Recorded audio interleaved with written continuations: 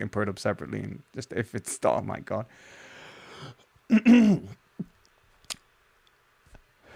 Okay, so this is the video. So this is the video I'm going to be responding to. It is by Thought Slime. Veganism is incomplete without anti-capitalism. Actually, so yeah, Thought Slime is another leftist YouTuber, and I'm going to be responding to him. So let's get into it. I'm very sorry for the technical difficulties, and I hope you're all enjoying this amazing stream. Amazing stream. Hi there, it's me, Tofu Soy. Here's something you might not know about me. I'm one of them vegans you keep hearing about.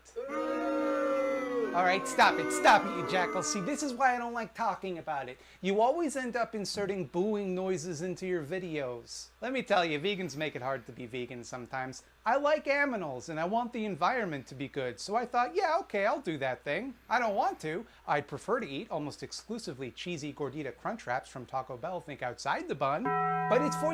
Yeah, like saying that's absolutely legit. Like no vegan wants to go vegan. We'll go vegan for the animals. We don't go vegan for the you know, the identity of it or anything. The animals, I'll do it. And I've been vegan for the past 6 years or so. Very little actually tempts me to eat of the forbidden flesh at this point. That is until other vegans, particularly white vegans like myself, start speaking. But why, like, I instantly got triggered when I heard white vegans, not because of just the ideological aspect of skin tone being a relevant, you know, issue, but it's the idea that it would in any way tempt you to consume animal products. And I get that he's probably being satirical here, and obviously he's not going to eat animal products if he's a genuine vegan, but it's just the willingness to throw us ideologically under the bus. I mean, the identity of veganism, right? For the validation and acceptance of meat eaters, right? Like, because that's what it is. The ability to consider yourself existentially in relation to another individual, seek their approval and validation. You don't want to be seen as a vegan because you don't want to have that negative association. Well, I'll tell you something, right? Every single individual you meet in your life will never actually understand you, right? Not just because it's impossible to understand you, but because that's just the necessary problem that we'll face in terms of authenticity. You're going to have an inauthentic life.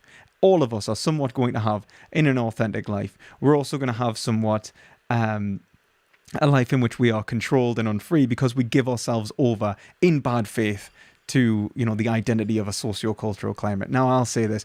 It is better to exist in a life of inauthenticity where you feel, a life of, you know, condemnation than a life of bad faith. It's better to give yourself over to ethics than to give yourself over to the mob. Now, in terms of, you know, the validation of other leftists, right? They're supposed to care about equality. Inform them as to why their identity is the identity that is in bad faith, that they aren't living up to the expectations of their own ethical dynamic and their own ethical paradigm. And this is kind of like the issue that I had in relation to the video.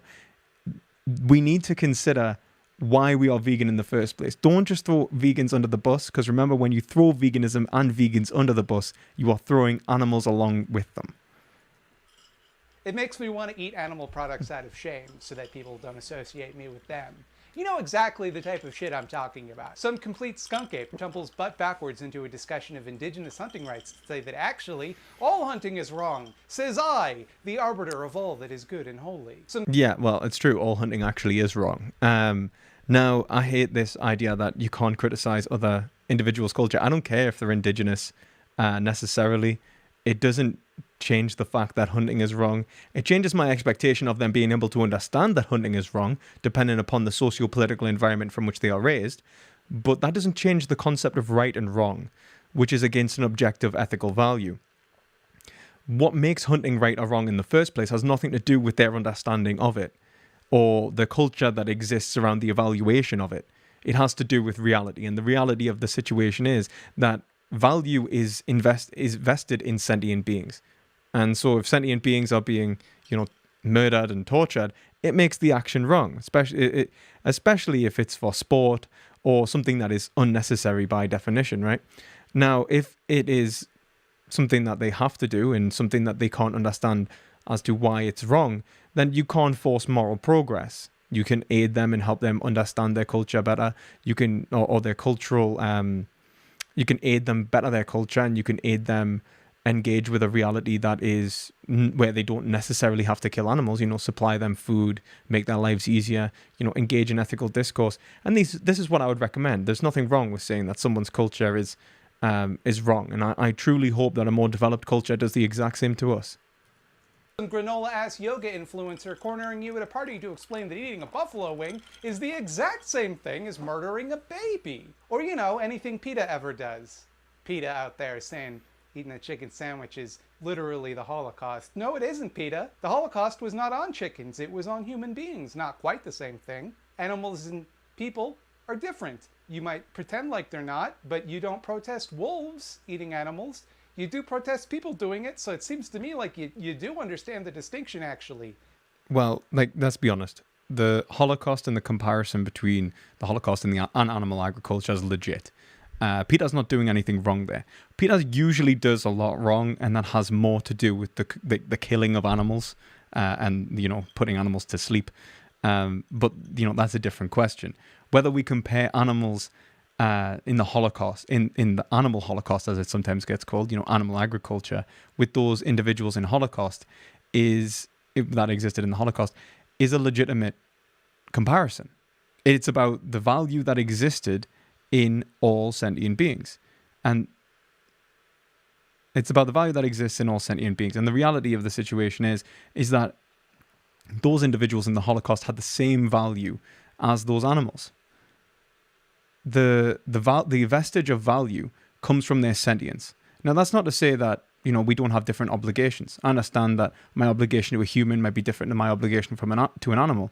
But the reality of the situation is the value of those humans and the value of animals is independent of anyone's particular stance, a particular understanding of it. And the comparison is legitimate. It's to consider that there are individuals from the Holocaust, like a member of the Jewish community from the Warsaw Ghetto, compared the Holocaust to animal agriculture. Dr. Alex Hirschkraft, is that how you say his name? I don't know if I'm saying his name right, but he was a Warsaw Ghetto survivor, and he compares animal agriculture and the Holocaust. So I think it's somewhat self-righteous to say that the comparison's unjustified when you have actual Holocaust survivors making this comparison. And it's like, look, okay, I understand that we don't protest, wolves killing, chickens and stuff, right? I get that. I would also not protest wolves killing humans because wolves aren't agents. But if wolves began making like an industrial military complex and try to establish an ethno-state, I probably would protest that, to be entirely honest with you. I may have to learn to speak wolf, and there might be some language barriers there, but I think that would be a valuable protest, and I think that's something that we could all agree on. That if wolves, if it ever does happen, try to establish some sort of concentration camp and mass extinction program, then or a form of ethnic cleansing, we should probably intervene. And I don't think I'm wrong for saying that. I would like to hope that we can all agree that if wolves do go to the far right, that we intervene. PETA, there are plenty of genocides going on right now that might more rightly be compared to the Holocaust than eating a zinger twister. That shit is so embarrassing. And everyone who hears it and isn't vegan thinks, well, I better not go vegan because apparently it turns you into a self-satisfied asshole if you do. Well, I think that's just so illegitimate, man, when actual Warsaw survivors compare the Holocaust to animal agriculture. But then if we do it, it's unjustified, regardless of us saying, well, look at it, man. They use the same techniques in killing people. And individuals are in terms of animal agriculture and the Holocaust, they're using the same techniques. In fact, the Holocaust borrowed techniques. It actually borrowed techniques from animal agriculture, and then animal agriculture improved upon those techniques using the technology that was used in the Holocaust. What's wrong with comparing them? The comparisons are so similar that the industries themselves have borrowed technologies off each other. While I may be a self-satisfied asshole, I assure you that I was one long before I was vegan. This is such a whiff. because it should be such an easy argument to make. It shouldn't require wild theatrics and smug posturing to convince people, actually, maybe it's wrong to torture animals. Maybe we shouldn't do that. That should be a pretty easy thing to argue. And while I think veganism is generally the morally superior option for those that can live on it, I don't think I'm anyone's moral superior. I don't have the right to sit in judgment of how you or anyone else in the world eats.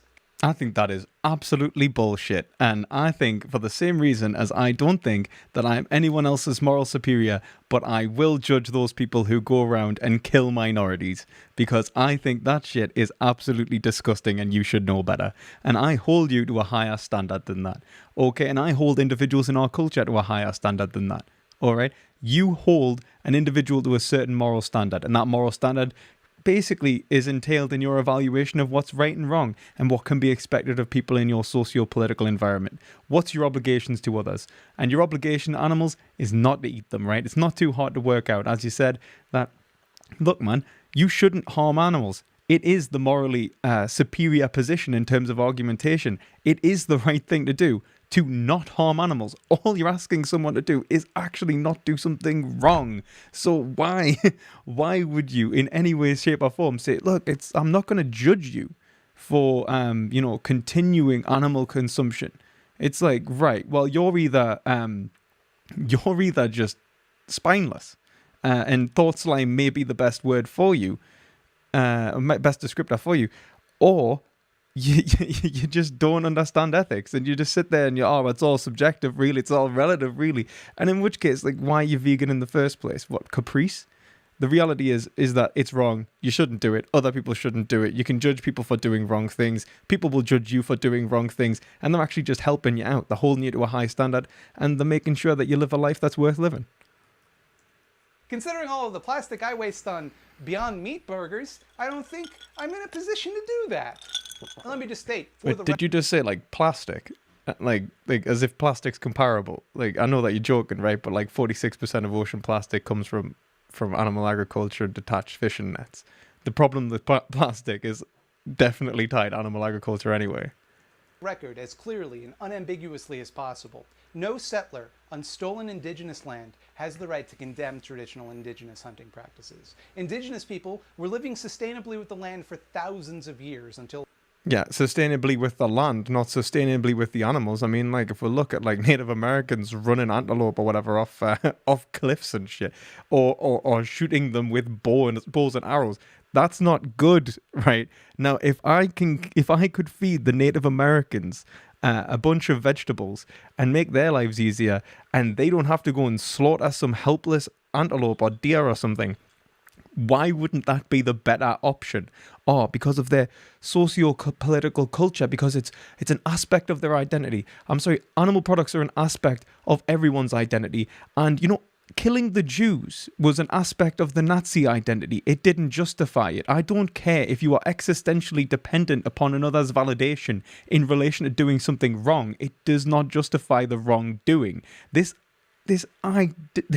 absolute mildrew of a position, this absolute bullshit, is something that holds the left back from actually going, it's wrong to be a Nazi, it's wrong to be a fascist, it's wrong to do wrong things. Look, if you are using your identity or your cultural stance to justify persecuting another, then either you need to change or your culture needs to change, or both. We showed up and fucked everything up for them. And I think it's a little rich to then decide that since we can't treat animals responsibly, we have the moral high ground to people that have demonstrated that they can. They haven't demonstrated that they can. Like, when did Native Americans or indigenous peoples actually treat animals with respect? Killing someone and saying a prayer is not treating them with respect. Otherwise, the Romans, when they were invading as, the Christian, master race, and let's say, it's not a sin to kill an infidel as long as you say a prayer afterwards, that kind of mentality is such dogmatism that I don't even know how to approach this. You're supposed to be the enlightened left. This is just absolute nonsense. What kind of postmodern shit have you been reading, man? This is so terrible. And I'm not saying this from a position of someone who, is just trying to assert that your position's bad. I will I will happily explain why this position is terrible to you, like formally. We can have a conversation, we can talk it out. I can explain why we have ethics in the first place and what ethics is about, and the foundations of ethical value. And you can tell me whether you think my identity and my feelings in relation to my identity have any real consideration to whether I should or should not go and murder someone. So yeah. If you disagree with that, you're probably just a racist. Go away. Anywho, while I generally... You can't condemn culture, otherwise you're a racist. There we go. Oh my god. You know what? The funny thing is, what if I'm condemning a racist culture? What if I'm condemning, like, the way in which the Kurds are treated in Turkey? Am I racist now? Am I racist for saying that the Turkish shouldn't ethnically cleanse an aspect of their population? Don't be goddamn dumb. My God. Oh, this is the problem, right? How are you supposed to debate like right wingers when they point out, like, actually, like, the left wing has no understanding of ethics and no understanding of value, so they come out with absolute nonsense. You're like, oh well, no, they don't. And then you watch someone like this. This is embarrassing. You're talking about vegans pulling up cultural issues as being embarrassing. What's more embarrassing is seeing that the issues don't exist. You're not even doing anyone any favors. Like, the whole point of culture in the first place is to help people live lives which are better and more sophisticated so that they can free themselves from the pain of their own stupidity. So if you can point out, like, look, that's something dumb in your culture, and they can point out, look, that's something dumb in your culture, then we've just helped each other out, man. I truly hope that, like, natives show us that we are doing wrong things, and I hope that we can show them that they are doing wrong things, because that's what's called external critique, and it can exist between traditions. And believe it or not, mature adults can take constructive criticism in relation to who they are and how they live their lives. Really avoid cringy vegan takes like the plague. One has stood out lately and is perhaps the cringiest take of them all. The YouTuber Unnatural Vegan recently did a YouTube... Okay, that's kind of true. It was really cringy, and it is bad. ...YouTube titled Anti-Capitalism is Anti-Vegan. And I was like, buh? But then I thought about it a bit more and I was like, nuh-uh. It's linked in the description below if you'd like to watch it. It's only 14 minutes long. My video will be longer because I like to talk more than she does. I'm not particularly familiar with Unnatural Vegan. The only thing I know about her is the one time she on accident fully endorsed eugenics, and Faye Fahrenheit had to explain, actually, preemptively aborting disabled people is evil, which, like, you'd think, right? You'd think that someone whose whole thing is about valuing the lives of animals might stop and think, hey, it's kind of fucked up that I'm saying some human lives inherently have no value.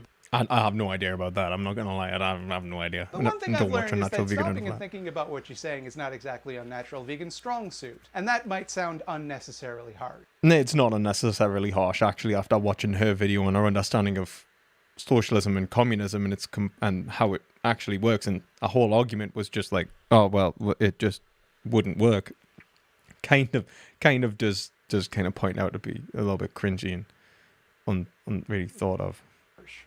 But I mean it. I don't want to be mean, but everything she says in her video is so completely wrong in such easy to correct ways that it actually makes me pretty mad that she put it up to her 250,000 subscribers. Yeah. Seems to me, based on the 2 videos I've seen from her at least, that UV takes a position based on her gut instinct, argues it from a place of authority, and does not for a moment stop to ask herself, wait a minute, am I wrong? Why do people disagree with me about this? Why do people get mad when I talk about this? If she did, I assume, she would demonstrate some sort of understanding of her opponent's position so that she could argue against it. But she does not. She makes basic errors that could be corrected by just skimming a Wikipedia article. And I know that she had Wikipedia open because she cites Wikipedia several times in her video. I'm not talking about things which require a huge understanding of economic theory here. I mean just like knowing what the words are that you're using. Like just knowing the basic concepts you're talking about. Part 1. A selection of terms Unnatural Vegan does not seem to understand. Take, for example, when she defines neoliberalism like this. For those who don't know, neoliberal is like your typical left-leaning social... Yeah, this actually really hurts, right? Because like I even point this out, like neoliberal is only left in the United States. It's not even left. It's anything. It would be center to center right. So liberalism, and if anyone doesn't know, liberalism was an ideological stance perpetuated by people like Adam Smith, John Locke, around the time of like the 1700s as it began, and yeah, it argued for entailed rights in relation to an individual's bodily autonomy and freedom, and it also entailed a level of political engagement from the individual, and the individual being able to engage freely within that political sphere. And actually, classical liberalism, as far as it goes, isn't so bad. I mean, at the time, it was really progressive. It was really great. Neoliberalism is like if we took Adam Smith to, I don't know, I'm trying to think, like stood him in front of, I don't know, like the Big Ben, or like the Tower of London, or like Parliament, and then just executed him. That's neoliberalism. It's taking everything Adam Smith said about the vile maxims of the masters of mankind and how we need to prevent monopolies and individuals from seizing too much control of our society, and take John Locke as well, saying the same thing, people shouldn't have more wealth than they can spend, and we publicly eviscerate them and laugh. That is neoliberalism. And then we take from them their clothes and wear them as if they were our own. That would, yeah. Aggressive, but also being generally pro-free market with few restrictions on a lot of industries like housing, but also very pro-welfare state, as libertarians would say. Neoliberals want a substantial safety net, often even supporting public options, like healthcare, for instance. Not all neoliberals do. Of course, there's going to be disagreement. No, that's not what neoliberalism is. Like, full stop. There's no room for interpretation here. She's just wrong. Neoliberalism is an economic theory of deregulation, austerity, and globalization. It's actually... Yeah, and like as well, it's important to recognize that some of the proponents of neoliberalism are like Hayek and Friedman. Actually neoliberal policy to reduce government spending on welfare and government aid of any kind. This is not me making a moral judgment. That's just what the word means. Yeah, and it's also what the governments who were neoliberal and famously had famous neoliberal, what's the word, advisors actually said. The neoliberal, so take like Milton Friedman, I'm pretty sure was an advisor to the Reagan government and the Thatcher government, and Thatcher famously undermined a considerable amount of the social system, the social welfare system, and deregulated the economy whilst attacking workers' unions and institutions. Whether or not you think it's the right way to run a society is immaterial, but it isn't, obviously. I have no idea how she arrived at the conclusion that neoliberalism is equivalent to what she is describing, which is actually called social democracy. If I had to guess, she probably looked at the dictionary.com definition, which reads, neoliberalism, noun, an outgrowth of the liberal political movement that is more moderate than traditional liberalism, especially in its embrace of free market capitalism. Well, I think that she just took the free market capitalism and then she took liberalism and the way that it's understood in the United States, because everyone just gets called a liberal if they're not a libertarian, right? And then her train of thought probably went something like, liberalism is, I don't know, Bill Clinton, who himself was a neoliberal, or something like that. So therefore, to be more moderate than that is to be Bernie Sanders, a social democrat type.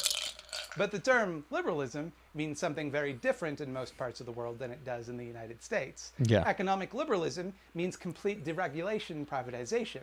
And neoliberalism is a renewed interest in that kind of liberalism. Hence new liberalism. Actually, I wouldn't say that. I'm just going to check that, because I don't think liberalism means complete. Like, don't get me. I could be wrong. I definitely could be wrong. But I don't think all liberal agenda is necessarily about the deregulation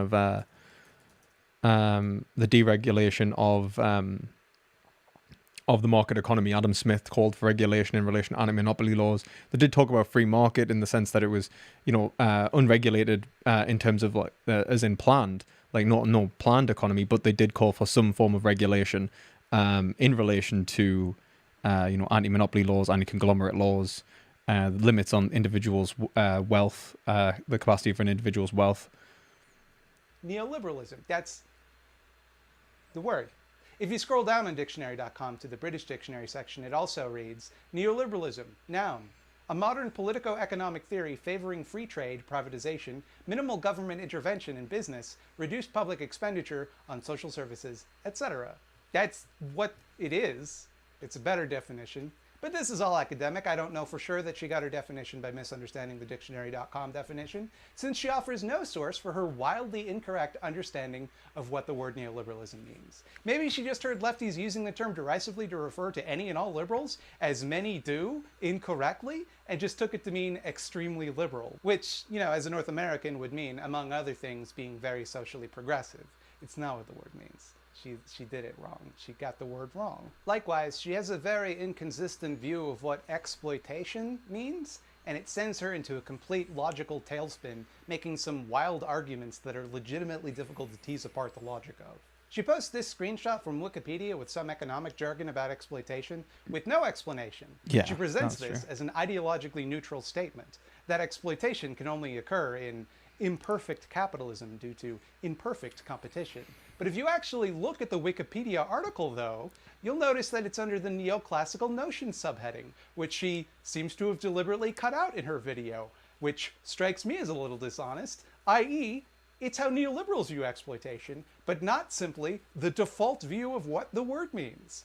Every other paragraph on this Wikipedia article said something different about exploitation. The one she chose to highlight is the one which conveniently conformed to her worldview.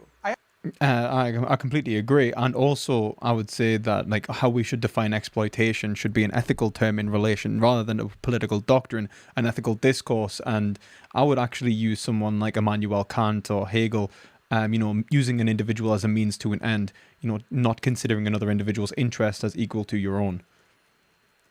I have to wonder whether she actually read anything on this page, because it's chock-a-block full of socialist critiques of exploitation. If she did, she certainly did not demonstrate an understanding of it in this video. Every paragraph, except the one that she quoted, would blow pretty much every iota of her argument here out of the water. She rejects what she calls the Marxist definition of exploitation, which is essentially begging the question when you define anti-exploitation as requiring Marxism because you've defined capitalism as inherently exploitative. I don't see any reason to accept this definition, the Marxist definition of exploitation. I think it's much better defined as unfair use, and what exactly that means is a lot more complex. That's just the normal definition of exploitation. And what she's actually attempting to dispute is whether or not the term applies, not what it actually means. She extrapolates that while such relations may be unjust, and I swear to God, she makes this argument, this is not me strawwomaning her, not all injustice is harm. Injustice becomes harm when it harms people.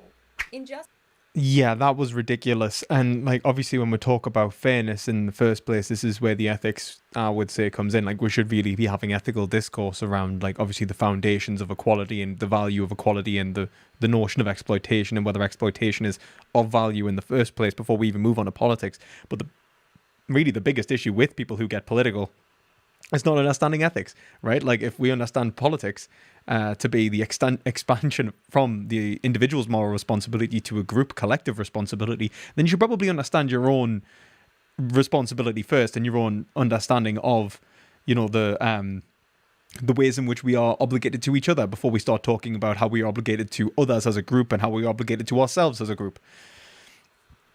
I think that this goes without saying, but obviously this is something that was perpetuated by Aristotle when the book Politics was written, but it's something that has become less and less popular today in relation to everyone, and even just understanding what politics is. Actually, everyone just seems to think politics is just where people get on stage and argue, and we talk about who governs us. Not really about what the purpose of politics is or the value of politics or why we actually even engage in politics. So, I can't say that she's any different from the average individual in society who knows next to no ethics or politics, and just probably, gets given their opinions by the mainstream media or Twitter.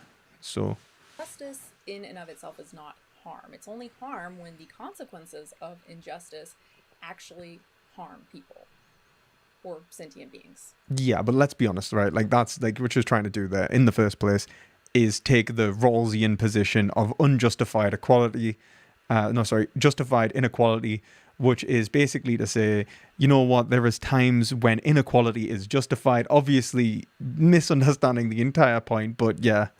And that harm can range from material harm, disease, lead in your water being shot, to immaterial harm like damaged self-esteem. Okay, so that's, first of all, that's tautological. It's self-evident that something which does not cause harm is not harmful, like, by definition. But also, how can something be unjust but not cause harm? What, if not causing harm, makes something unjust? Well, I would agree. Obviously, it depends on your understanding of obviously ethics in the first place and your ethical position and what you consider the foundation of ethics. And I don't think I thought Unnatural Vegan was a objectivist at one point, like a moral objectivist, but I think she's actually a subjectivist. So I don't think she necessarily has a position on that. Also, I think as well, the interesting thing to consider is whether individual harm can be justified as a justified means to an end. So whether you can, throw an individual under the bus, exploit a certain group of individuals for a greater good, and that is usually a utilitarian sense and actually a part of liberalist logic, as argued by Alistair McIntyre and Robert Nozick in his book, Anarchy, State and Utopia, as basically being presupposed in the book, in Rawls's position. Was it a theory of justice when he talks about the original position and how we should consider creation of the state? It's essentially a form of reasoning which justifies itself. It's just a really weird idea to not explain or give an example of a type of injustice which doesn't hurt anybody, but is still an injustice. To not clarify why injustice in and of itself is not a problem and what kind of injustice you could have that wouldn't be a problem, that would be fine to do. But beyond that, she doesn't at all grapple with whether or not capitalism is inherently exploitative. She mentions that some exploitation happens, but gives really weird examples. Is there sometimes or even often exploitation in capitalistic systems? Of course. There are unambiguous cases, like obvious cases of exploitation, like wage theft and broken contracts. The same with animal agriculture. Like, those things aren't what socialists mean when we say exploitation. No, what we mean is wage slavery. Wage theft is just straight up theft. It's not exploitation of labor. It's stealing. It's theft. It's also worth pointing out that it's not some incidental problem either. It's the most common form of theft by a wide margin. Over $50 billion a year are directly stolen from workers. By contrast, according to FBI crime stats, all burglaries, larceny, and motor vehicle theft and robberies combined in 2012 were about $14 billion. And that statistic should give anyone pause to wonder why, under capitalism, employers are incentivized to steal from their employees so often, and why it seems like they get away with it so often. When socialists talk about the exploitation of labor, we're not even talking about those abuses. We mean like that bosses extract surplus value from a worker's labor. Yeah. So, like, the concept of wage itself is already an unjustified concept. So someone stealing your wage is insult to injury. They've rubbed salt in your wound. They are paying you deliberately less than what you are worth and what the value of the product of your labor is worth. And then they are now stealing that back. It's like, all right, I've stole your wallet. Here's £10 back. Actually, wait a minute. Give me that $5. That's wage theft. $10 in value, for example, the boss can pay them $2 and pocket the other $8. And while I think it's safe to say that we view this as morally wrong, it's not a moral term. It's just what exploitation is. To use something or someone for your own benefit. That's the meaning of the word. That is a moral term. Yeah, it might be a thick moral concept, and you might see it as not value laden, but that is a 100% value laden concept. Even using the word benefit, use of another, that whether that it's even unjustified. I mean, unless you were to take exploitation as a way that is like morally neutral, in which case you could say that there are justified forms of exploitation, and you would also compare the exploitation of labor to the exploitation of resources, which would be more of a capitalist mindset. than a socialist one. It'd be like, all right, you're exploiting a resource, but it's not the same word. It's not using another individual. It's whether we understand the ethical concept of exploitation in the first place, and the concepts of, let's say, something like benefit, or like the value of other individuals, and the concept of fairness and a fair trade. These are the foundations of exploitation that need to be considered in relation to using the word. So yeah, it is a moral term. It is a value-laden term. It 100% axiologically really is grounded in people. And this is kind of like irks me out when I see leftists not considering that, ethical value and ethics itself is actually foundational in relation to our socio-political beliefs. Now, if you don't think there's anything wrong with that, it might behoove you to, I don't know, say why, make that argument in your video that has your arguments in it. If she understands what socialism, legit. communism, or anti-capitalism in general are, she doesn't demonstrate it in this video. She briefly flashes the Google definition of socialism, but then later describes socialism as... Since socialism is commonly defined as like a transitional state to communism, communism being the goal, I'm going to focus on communism here. So the rest of her argument should therefore rightly be addressed towards communism, or rather whatever she thinks communism is, instead of socialism or general anti-capitalist sentiment. Now, there are a lot of socialists who define socialism to mean the transition phase between capitalism That would be like Lenin, Trotsky. and communism. Not all of them. I don't, and neither does Karl Marx. But there are a lot of them. Most people, at least in the West, and therefore likely the majority of her audience, define it more or less the same way as the Google definition that she put on screen. She even highlighted the relevant part about the means of production being socially controlled.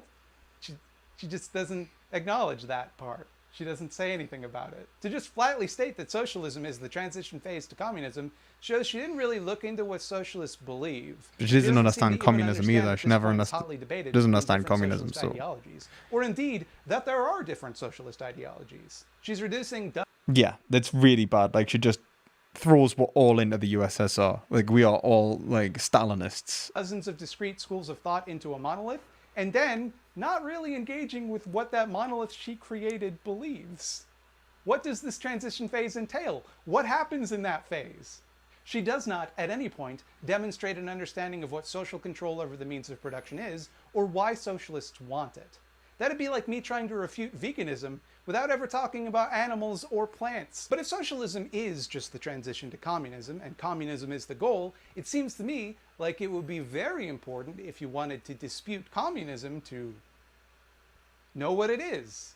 I would define communism, when used to refer to the economic system, not the ideology that tries to build that system, language is confusing, to mean a stateless, classless, moneyless society where production is designed to meet human need instead of profit.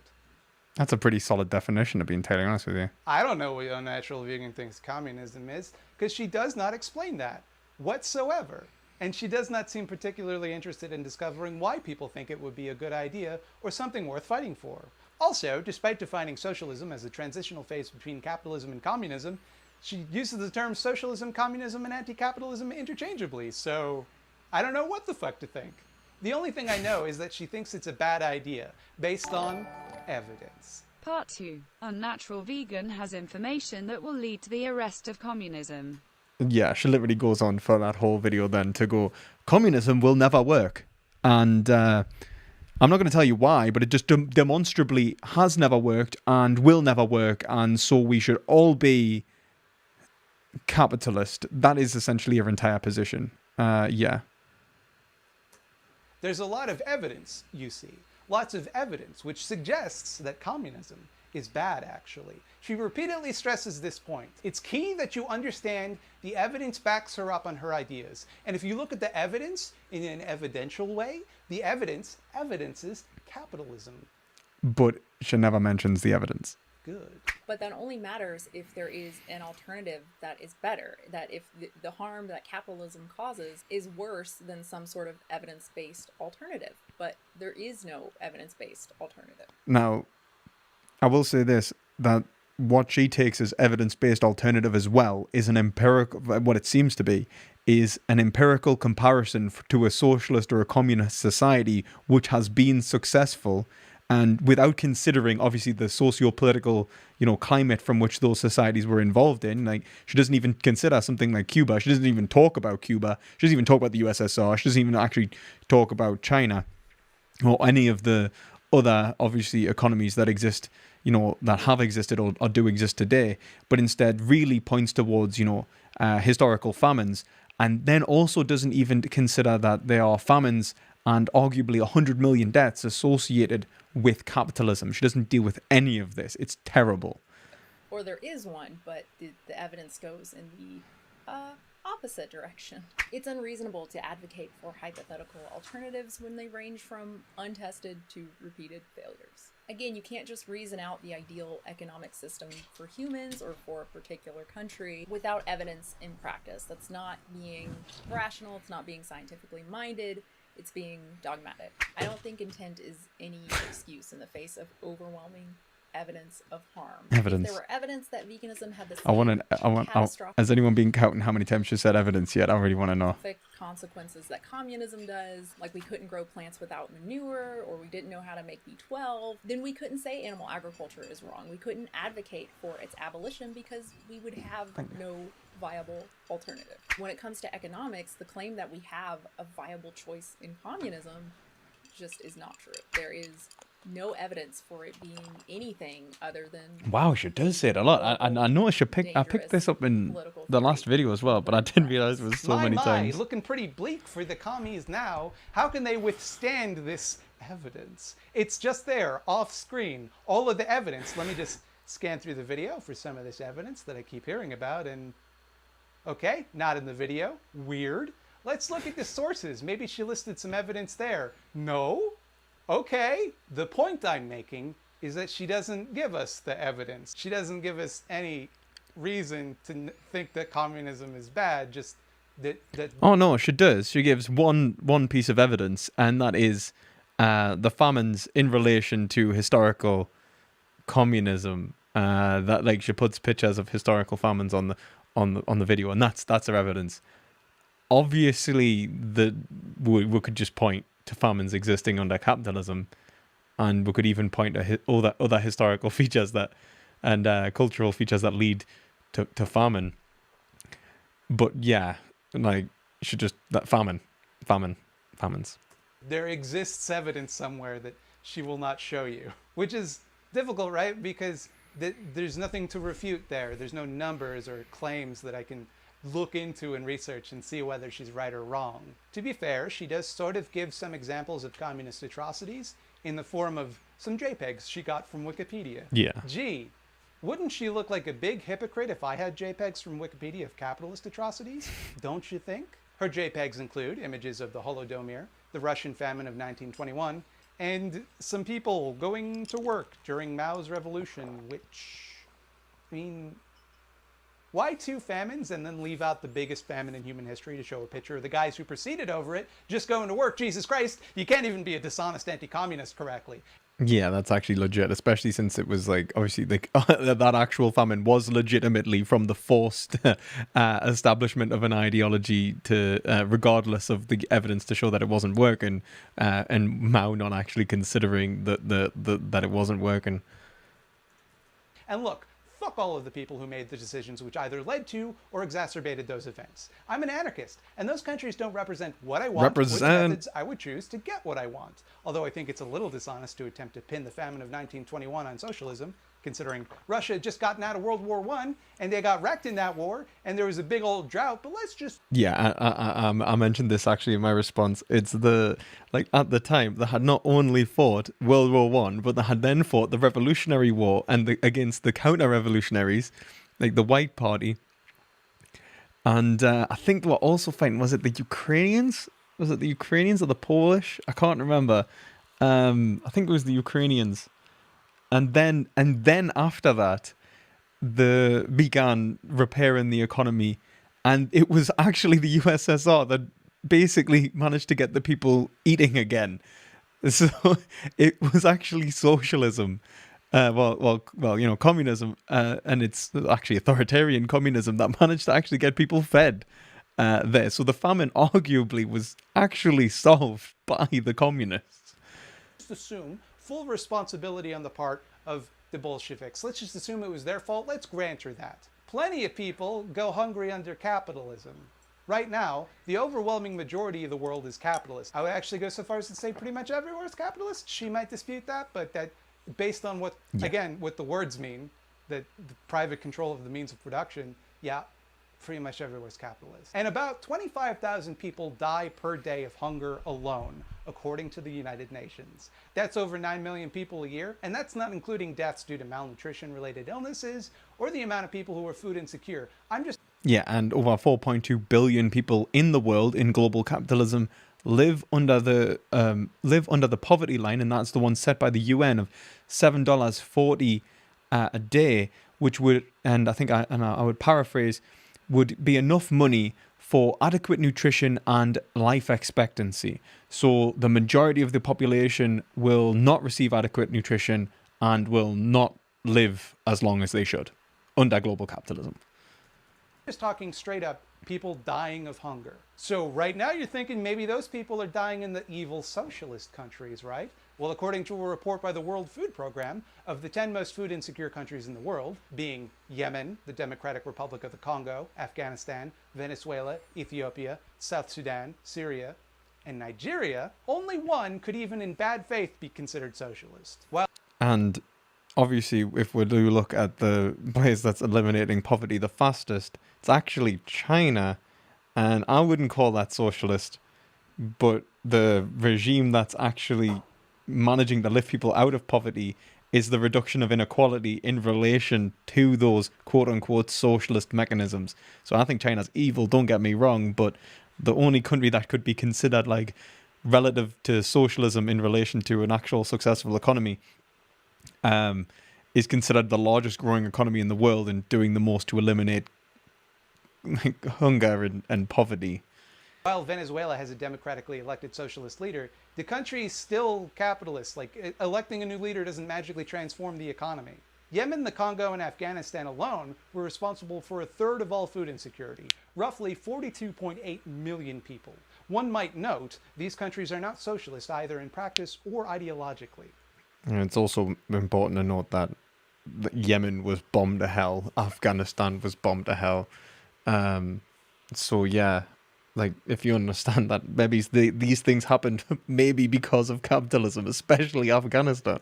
She stresses that communism has always failed without really going into detail about what that means. You know, like, what does it mean for an economy to fail, let alone why communist ones always have. There's no pass-fail state for economies. This isn't a video game. You don't win or lose. So, like, does she mean that so-called communist countries always give in and go back to capitalism? Because if we accept that countries like the Soviet Union or Maoist China are communist, as she does, then no. There are plenty of countries that are still ideologically communist, some of which have been for multiple decades. Does she mean that communism makes people poorer? Because that doesn't really seem to be true either. Like, specifically, the two communist countries she gave as examples, the USSR and China, both lifted enormous amounts of people out of poverty. Yeah, the USSR took a backward agricultural nation and took it to the second most powerful industrial military complex in the world, which is incredible. Now, don't get me wrong, part of that industrialization was began in the Tsarist regime, but, you know, it did play a massive role.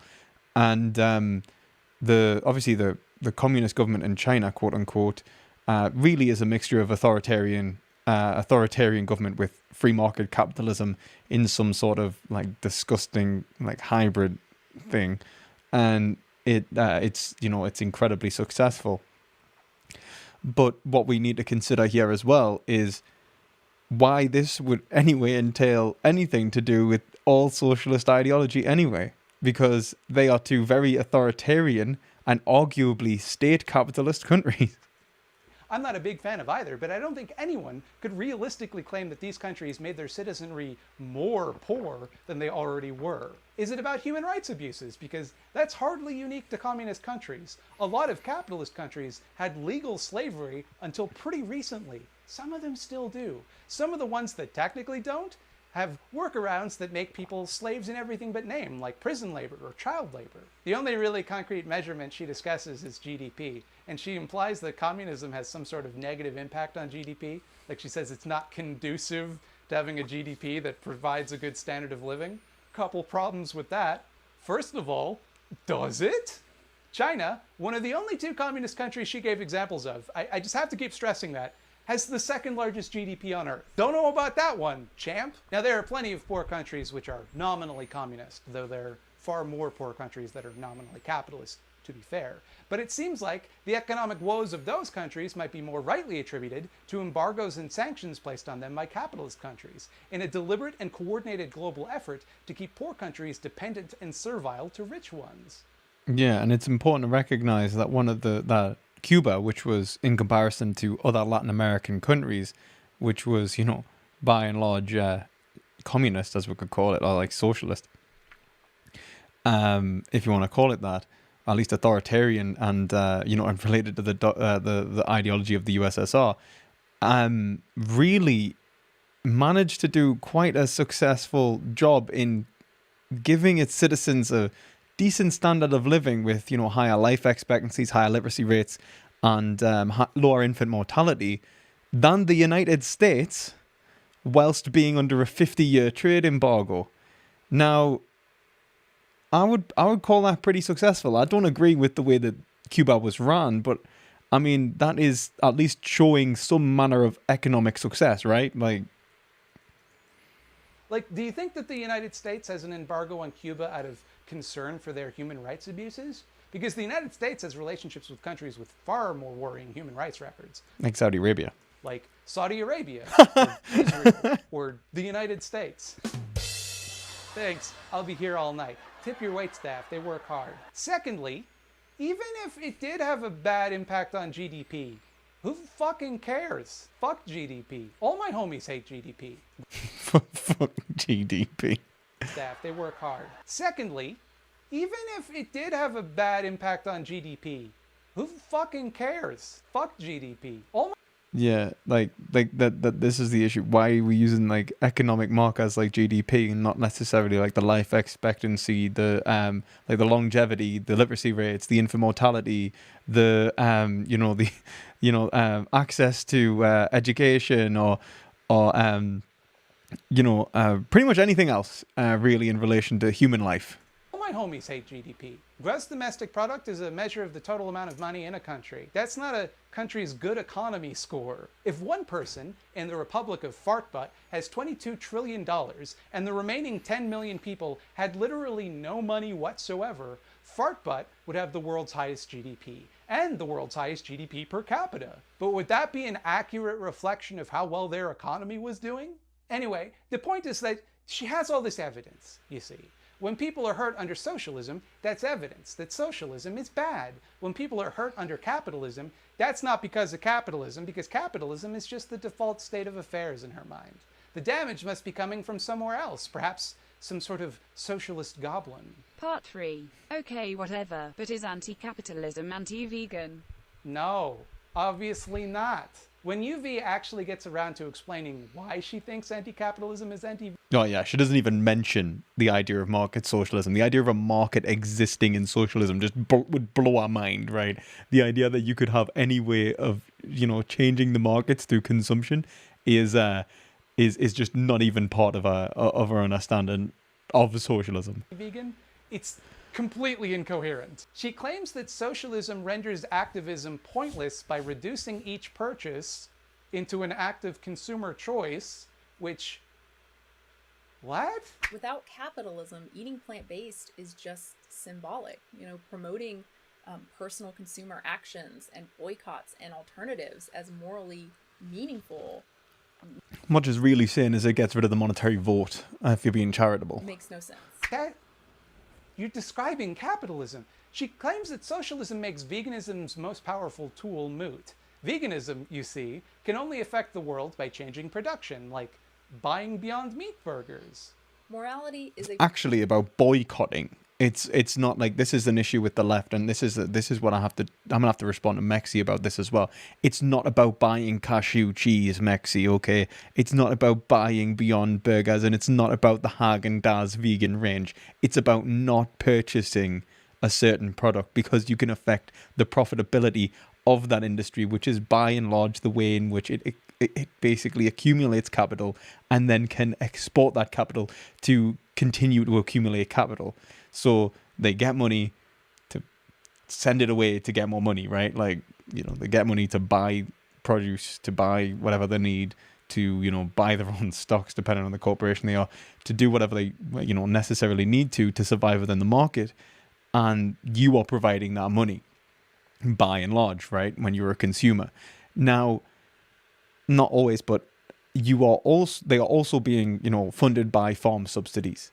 Now, until recently in the UK, there was nothing that we could do about that. But now farm subsidies are tied to profitability again. So, I'm saying again, are actually just tied to profitability for the first time. So if we can hammer meat sales in the UK, we have an opportunity now to damage the subsidies from government. Which is great, which is absolutely great. But the reality is that, look, like, it's true, like, having a market which reflects consumer demand is important in relation to ethical consumption. And I believe in ethical consumerist movements. I think that it's actually the socialist position. The issue is that doesn't only have to entail a capitalist economy. Product of choice. When it comes to dietary habits and food production, we have a choice, and we need to start making the right choice. A denial of capitalism or opting out of capitalism in principle, not only does this make vegan ethics irrelevant, it fails to do good in the most cogent way that veganism acts on the world, by changing production.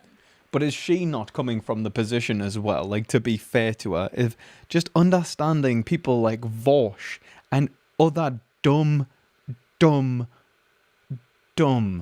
leftists who think that there is no ethical consumption under capitalism and use that as an excuse to purchase actually anything and say that it's equal, right? You have to be some sort of ethical moron to believe that. And I genuinely mean that.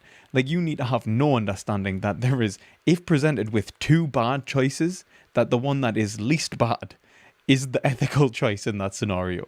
Now, Vosh genuinely, for example, genuinely says that you could buy child pornography and that would be as bad as buying a computer in capitalism. That there is no justifiable difference because his understanding of production is that bad. Now, can you blame someone like Unnatural Vegan misunderstanding, the left and the left's positions when we have terrible representatives saying stupid shit? It's a failure to be vegan in any sense, from ethical principle to consequence. That is reducing activism to consumer choice. You're doing the thing you're so bad at this. The whole thing. She was saying it wasn't just consumer choice. She was saying you're reducing activism to not just consumer choice, but purely consumption, as in it's a symbolic gesture. And she did say that. Now, the whole point of saying this is that there is a difference in terms of having a monetary vote and not. And so if the government supplied your food and you chose not to eat it, then it wouldn't be, there'll be no motivation for the government to change the means, like the source of your, of the market, like the way the market functions, right? Now, obviously, this isn't how socialism necessarily would work, or like anything would ever work. But you have to understand that she's already conflated the USSR with every single, possible alternative. And so she genuinely believes that you are only going to have a select few alternatives in relation to the Communist Party, who makes your decisions in relation to what you can and cannot buy, and so politically alienates you from productive processes in terms of being the vanguard socialist, locus point of ideology, which is actually kind of a fair critique of the USSR. Thing of socialism, like the socialism of it, is that we, meaning everyone, control production. Social control of the means of production. Socialism. That's where the word comes from. We do that instead of whatever heartless ghoul happens to own all of the stuff and the money. I can't even understand what she means by this, to be honest. Because maybe she's assuming that under communism, the state controls production. But even if that were true, and it's not, it's the opposite of true. Wrong, you might say. Yeah. You could still petition the state to make more vegan shit. It's wild to me that she goes the whole video and does not address the most obvious argument for veganism, being by necessity anti-capitalist. The whole reason that we have factory farming and all the weird, gross, unnecessarily Animal cruel ways to agriculture. treat animals is because it's really profitable. If you want evidence that capitalism leads to the suffering of animals, just take a look at how we treat animals right now. Yeah, and like obviously understanding the way that factory farming was produced in the first place, it was done by Bernard Matthews, which was the industrialization of factory farming to sell it to the average consumer. So the whole, the reason that people are even consuming this much meat, because it wasn't historically done, because meat was always an aristocratic, aristocratically consumed. That all is the result of capitalism. It's essentially like, they praise Bernard Matthews for this actually all the time, when they say like before Bernard Matthews, the average household could not afford a turkey, or the average household could not afford like various birds and stuff like that. And it's actually like Bernard Matthews who caused this problem, and that was a capitalist. But obviously that's only one problem. The real problem is the inequality in which we consider animals as being of less value than humans, which is ideological, which would exist in either capitalism or socialism. And what we can see is that capitalism perpetuates an understanding of inequality as probably being unjustifiable. Being justifiable, which is exactly what she does in her video. And so really opens what would be a pit of snakes for any given vegan, in which they say, look, it's just a form of exploitation, and exploitation under the socialist definition would be wrong, but under the capitalist definition is a-okay. We can't eat animals. And it's like, right, well, this is an issue, man, and this is an issue that needs to be resolved in ethics before we even enter into politics. Because capitalism is doing that already. Absent the profit motive, why would anyone keep chickens in these dark little cages for their whole lives? Do you think people like doing that? Maybe some sadists out there do, but the reason it's the dominant way to raise chickens isn't just because the world is full of sadists. It's because it makes shitloads of money. In an economy that... and obviously it's important to recognize that it would be wrong even if they aren't getting kept in cages. Even if you are letting them free range and shit, that is still wrong, right? That people have more input in, don't you think people might say, hey, I don't like the way that we torture the chickens. Stop torturing the chickens so much. If the economy were centered around human need rather than bourgeois profit, stop killing them at all. Will we use 10 times the soy calories to produce 1 beef calorie? Seems to me that might strike some people as a little inefficient without the lobbying industry tipping their fingers on the scale. I'm not saying that socialism would make everyone go vegan. It would not. But neither will capitalism. But for the people producing food, I think they'd be incentivized by basic empathy to treat animals better if they didn't have to cut costs as much as possible. I think a better argument would even be if we had a global economy based around the distribution of wealth. We would see sharp that individuals would not be able to afford animal products and would be, by and large, closer to affording plant products, and would see it as more efficient because we wouldn't be subsidizing, we wouldn't be incentivizing certain industries. So the cost of meat, dairy, and eggs would be way higher, in which case people wouldn't be able to afford it as well. So you'd actually probably see the individuals in society be like, right, well, we're not actually going to basically give a certain class of individuals money. Also, we want to feed the general population of the world, and that's only possible if we feed them plants. We can't feed the general population in the world sustainably on a meat-centered diet. I mean, maybe if we cut meat down, but not with the current American consumption, for example. To deliver value to their shareholders. She spends this whole video saying we have to look at evidence. We can't reason ourselves into a perfect economy. We've got to look at the data. Well, the data's in. Looks like animals are having a pretty bad time, actually. Looks like maybe the earth might fucking die. So why doesn't that data count? She talks about socialism being somehow forced on people and says that's wrong because we can't just tell people what to do. That's cruel to people, you see. So instead of telling people what to do, we should continue in an economic system where people are completely beholden to the interests of their bosses, where someone literally tells them what to do every day, or they don't get money and then die on the street. You don't think it's cruel that people without money have to freeze to death?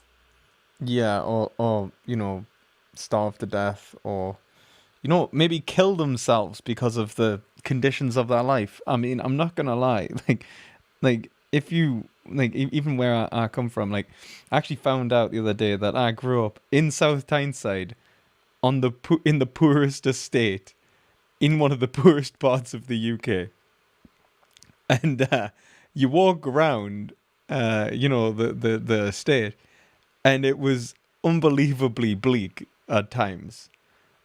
People have like a sense of community, but some people it's like that they just want electricity, they just want to be able to live a life where if they where they don't have to spend what little money they have on alcohol just to get through the day.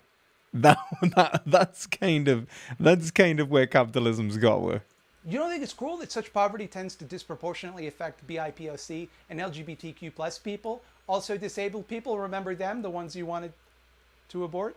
You don't think it's cruel that poor countries have to accept austerity measures imposed on them by rich countries or get sanctioned into oblivion? You don't think it's cruel to live in a world where despite producing enough food for 10 billion human beings, 11% of the 8 billion human beings on Earth are starving? Meanwhile, Elon Musk or Jeff Bezos have enough money to just feed them all several times over? That doesn't strike you as a cruel system? Yeah. You don't think it's cruel to just look at the system we have and also, why is it that we are willing that the average cow in the UK is actually, if we look at what they get given in subsidies, is being paid more than the bottom, I think, is it 3 billion people in the world, or the bottom 2 billion people in the world. So the average cow in the UK has a higher daily salary, right, than the average, like, individual in a poverty-stricken country.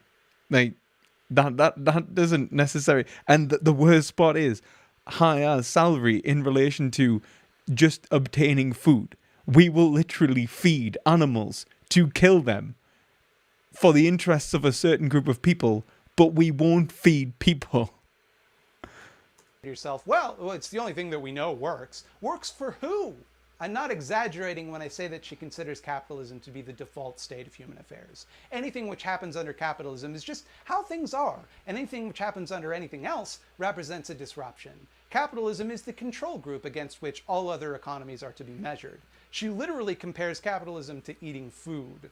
Talking about ending capitalism because of the inevitable harms without some solution, without something that actually works better, is like talking about ending food because food on some level is inevitably harmful. True, but, maybe dying is worse. Capitalism represents like a 200-year blip in a 20,000-year history of humanity. It seems to her like it's the default because it's what we've all lived under for our entire lives. But it's not.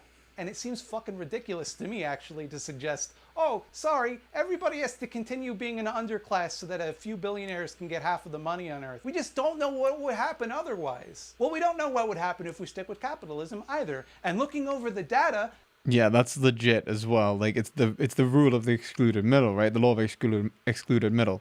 We have to consider the fact that if we don't change, we are going to perpetuate a system which self-destructs every 5 to 7 years. And we are constantly seeing this self-destruction, and we are constantly having to bail out those very corporations which are causing the self-destruction, which they then take as a justification of their actions and use that money to, like, for example, in terms of the banks and the subprime mortgages, they used the money that was for bailouts to buy their own stocks, to levy that position on the stock markets, which just made things worse. And then what do we do then? Oh, no, we don't consider that maybe this is a terrible ideology and what we need is some form of change. No, what we do is we give them more money and we pay them to take it in the form of negative interest loans. This is just neo-feudalism at this point, right? We don't even exist in capitalism. We exist in neo-feudalism. We exist with kings and lords that we pay money to so that they can continue to oppress us. That we do have, it seems to be Armageddon. She ends her video by claiming she does not have an ideology. She says that she's not committed to capitalism or neoliberalism, by which she means social democracy but doesn't know it. But that I don't think she means social democracy. I think she means liberalism. Kind of. Like, liberals do argue for some measures of welfare states. Like Lloyd George was a liberal, okay, and he actually established the national insurance scheme in the United Kingdom. I don't think it's fair to say that they don't believe in any welfare state. They do believe in market deregulation, but also believe in certain market regulations in relation to anti-monopoly laws and anti-conglomerate laws. I think that is fair to say. Neoliberals obviously aren't liberals, but I think she conflates the two, and really doesn't understand the ideology at all and the economics behind it. Doesn't talk about anything like, a necessary amount of unemployed individuals, for example, that Friedman talks about, like 3 to 4% of the population must remain unemployed. So we are condemning individuals to a society which they must always be impoverished. She doesn't. I don't think she ever actually deals with any of these issues. That she's fervently anti-capitalism. I don't have any political ideology. I'm not, fervently pro-capitalism. I'm not committed to that. I'm not even committed to neoliberal. It's just kind of the closest descriptor to what I currently believe in terms of politics. I think the only kind of label I fervently defend for myself would be consequentialist. But I am definitely anti-capitalism and communism. Oh no, I'm not pro this thing. I'm just adamantly against being a... Yeah, and as well, like this idea of being a consequentialist, though, like all she is considering is what is going to produce a society which, has quote unquote better outcomes, without even understanding what it means to have a better outcome. I mean, hell, like, would you rather live in a society in which you are treated really well in terms of having a great economic outcome, like you may be wealthy as shit, but then you have no freedom, and no freedom of religion, no freedom of choice, no ability to express your subjectivity?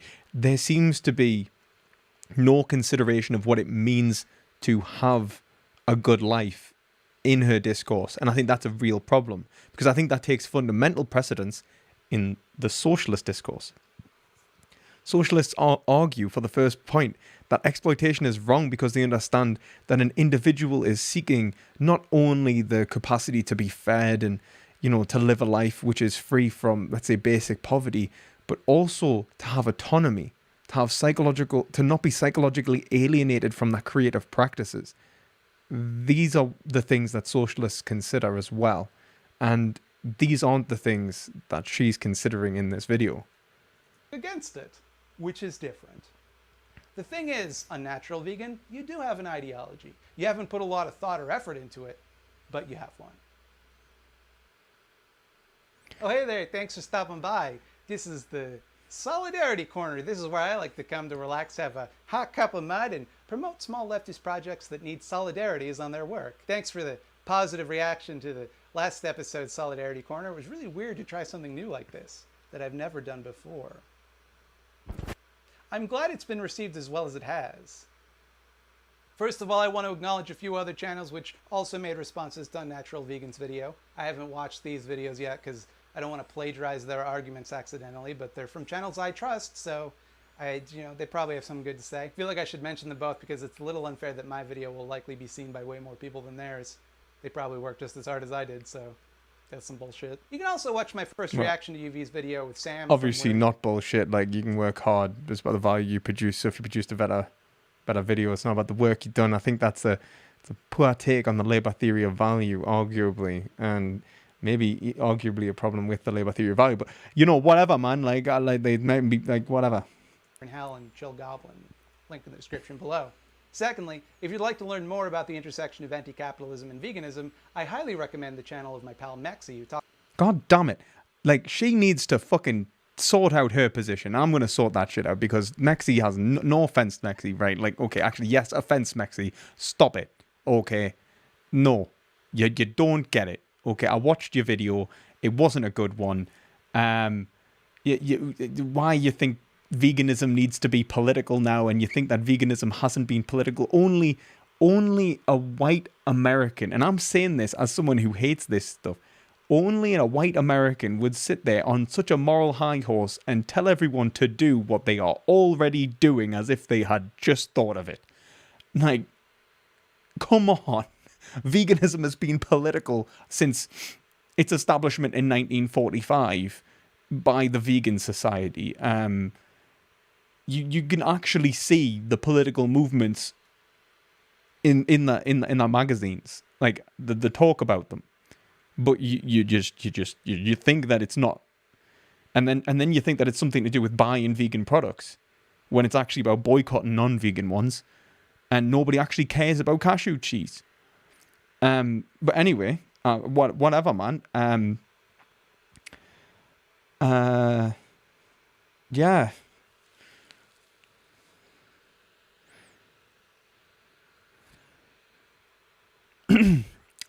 Talks about that junk all the dang time. See also her podcast, Vegan Vanguard. Okay, with that all out of the way, the small project I'd like... Also, let's start talking about revolution as well. Can we just appreciate that we should not revolt? Like, revolt is a bad idea. Like, just bad.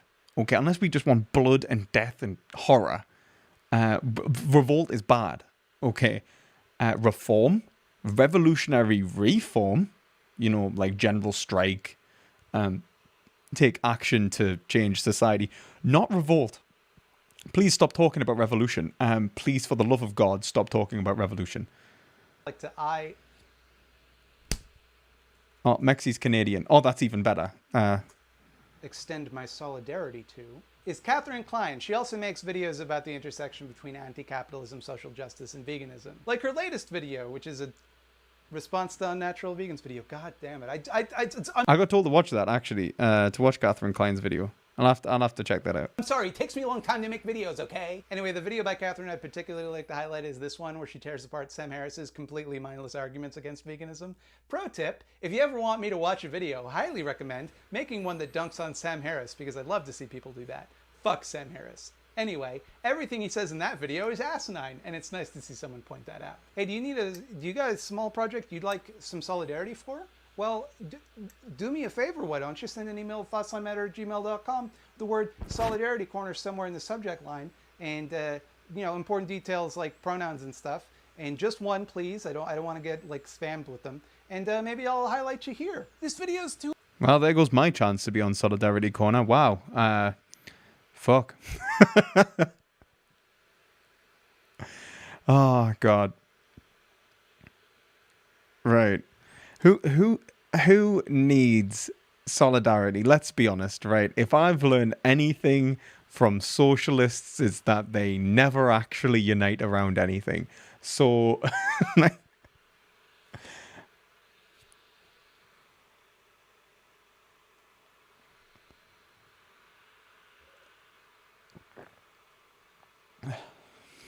Dr. Jordan Peterson, nice to see you here.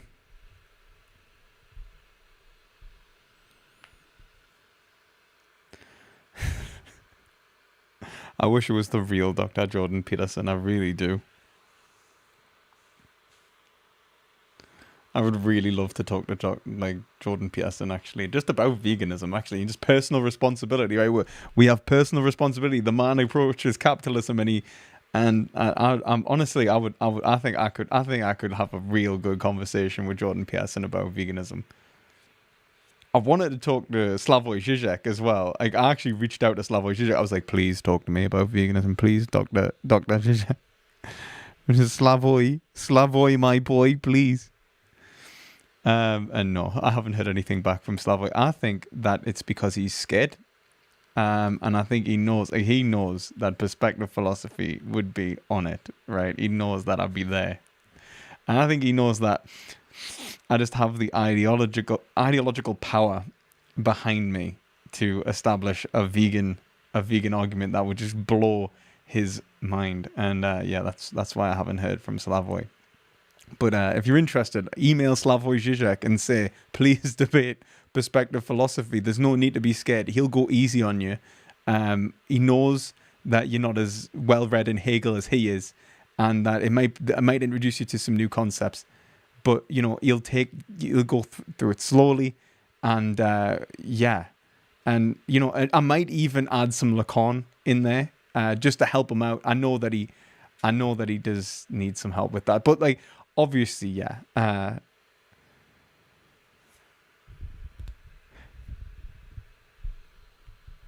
In my real life, am I an annoying vegan? Yes, I am. I will die an annoying vegan as well. That's the beauty of it. And you know what? I love being an annoying vegan. I do not want the approval of meat eaters. I don't want your approval. I don't want your disapproval. I don't give a shit what you think. And stop killing animals. That would be great. And that's really the identity that we should be perpetuating as vegans. One, not of complacency and self-sacrifice. Sorry, actually, the sacrifice of animals for our own existential ease, but one that actually considers what is right and wrong. So yeah. Be nice. I'm getting told to be nice now. Apparently I'm not.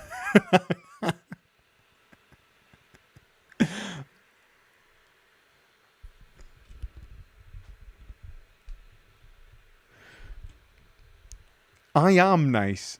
I am nice. Am I nice? I'm nice. I'm nice. I'm nice. I'm nice.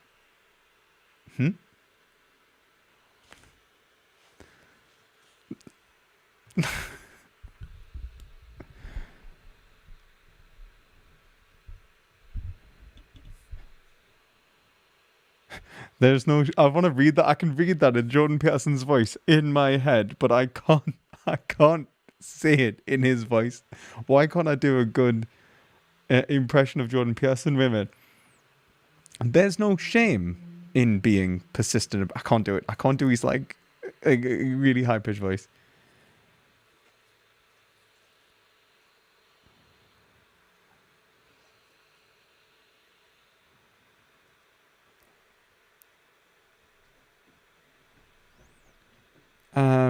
I missed the stream. Was the Thought Slime video good? Like, honestly, the Thought Slime video was really good after he stopped throwing veganism under the bus. Like, after he stopped throwing the identity. I know it was probably mostly satire. I get it, right? Whatever.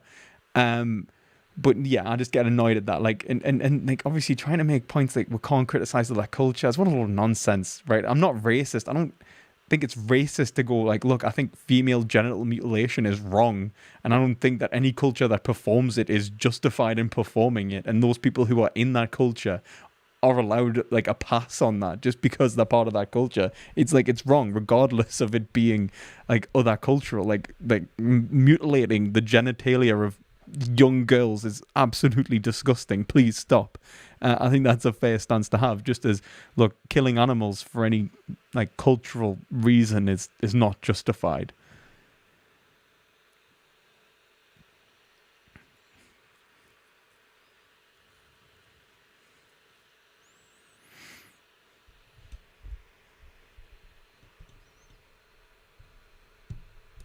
Oh, Chomsky would probably... Really, do you think? I would definitely... Should I reach out to Chomsky? Should I reach out to the I don't know how to make a thing about Chomsky. Like Champion Chomsky, I don't know.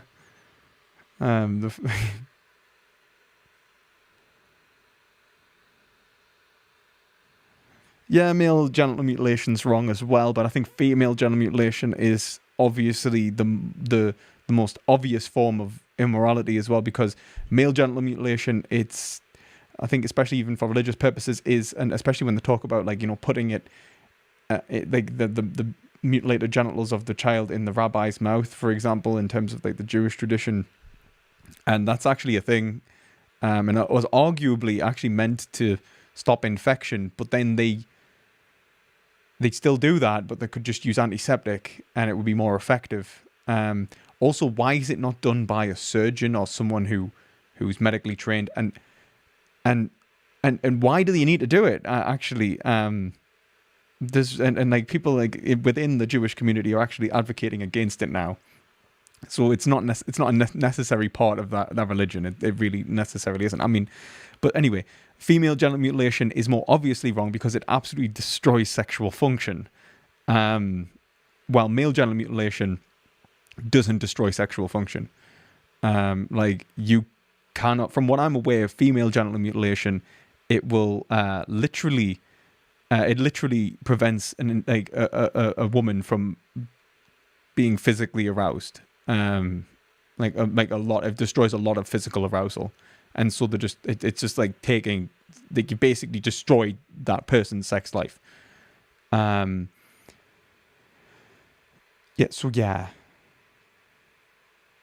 Richard Wolff could use some veganizing. I would 100% talk to Richard Wolff. I'm ready to get schooled on economics, and I'll tell him that he should be vegan. So yeah.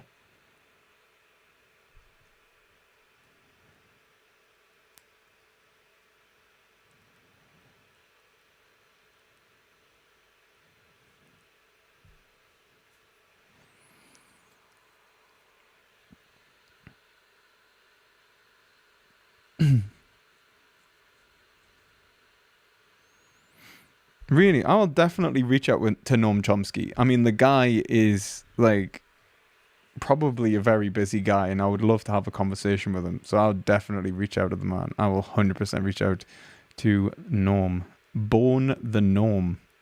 That was a half rhyme. That counts, right?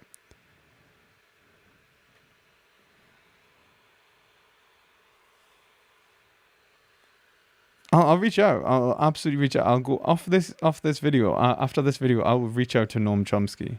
Also, can I just say thank you to everyone who donated to try and let me know that the audio wasn't working. I'm sorry. I am so bad at this that you have to pay to hear me. I try. I don't know why it didn't work. Yeah.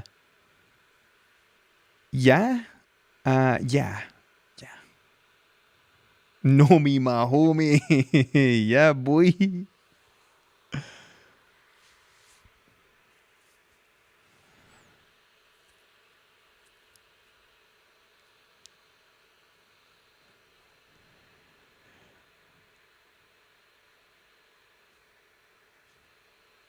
So I'm going to do a Q&A now, guys. So if anyone has a question for the next 20 minutes, I'm going to stay around for the next 20 minutes and you can ask it. You drop it in chat or you can donate via the Streamlabs donation link, whichever you prefer. And yeah, I'll see if I can get to your question. Obviously, donations I'll answer sooner. And yeah, that's about it. So yeah, if you've got a question about philosophy, about socialism, about how a natural vegan doesn't know anything, and about how Thought Slime is a vegan apologist, then yeah, we can discuss it. So yeah.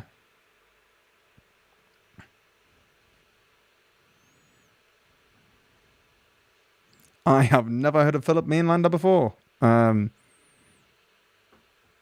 So I really can't answer that question about the philosophy of redemption. Yeah, people did actually pay me. People did actually pay me to just to fix me audio. If anything, I'm going to sabotage. Capitalism is economically actually now incentivizing me to give you worse quality. So if you didn't want a reason to be socialist, if you didn't have one before, you have one now. I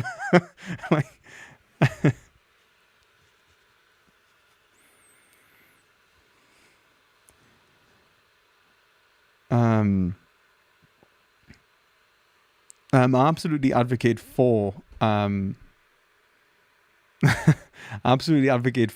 non-violent revolution, but then it's not about revolution, it's about reform. It's about taking the institutions we have now and changing them in such a way that people understand how to behave and operate in society.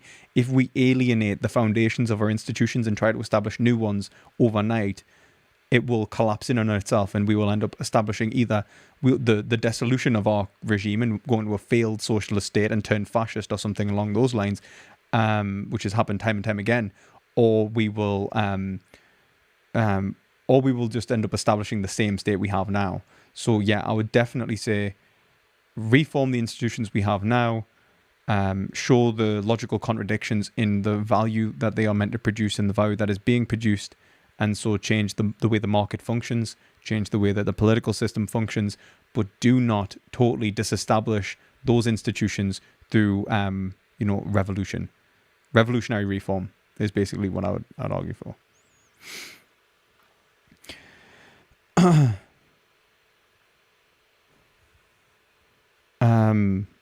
Where was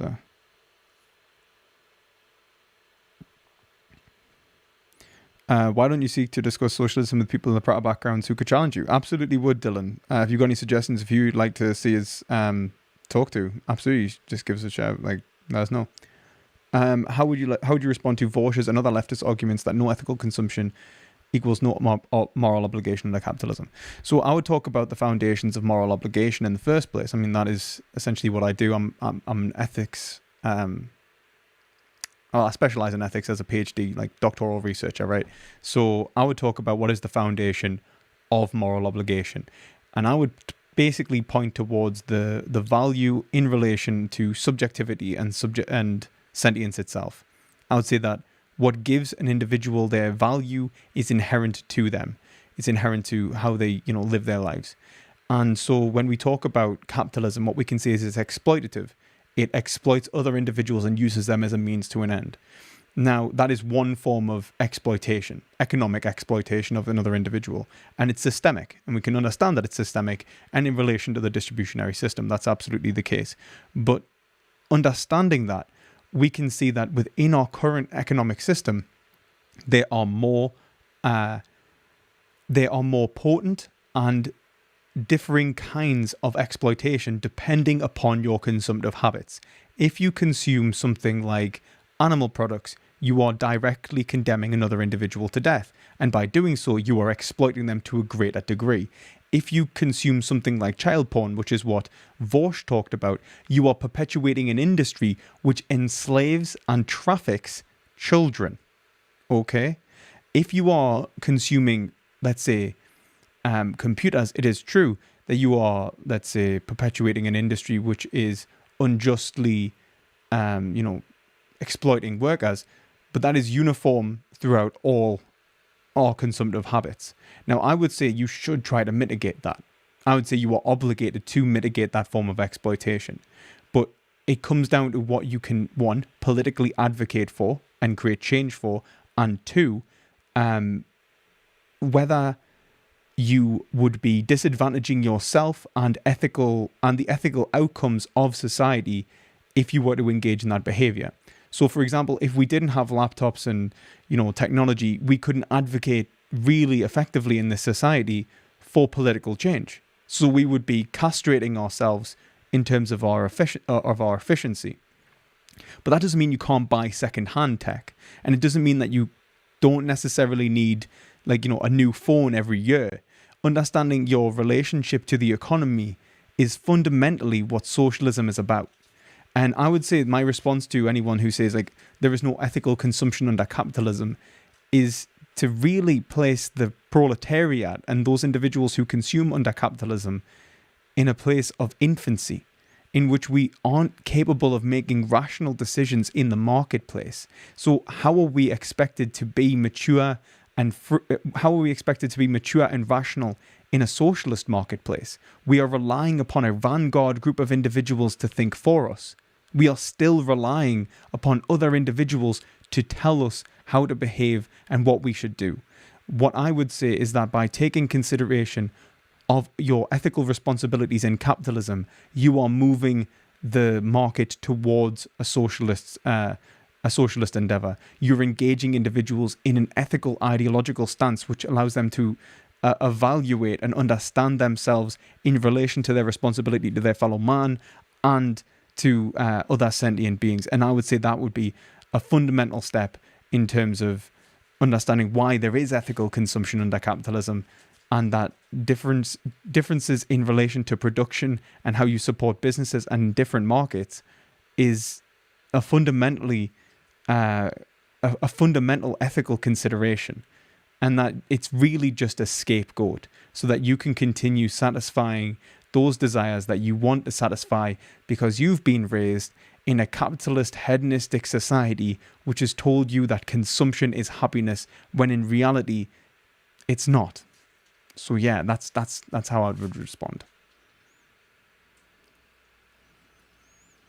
But if you actually want to see a more formal response to that as well, I have a video in relation to Vorsch called Socialist Betrays Socialism, actually.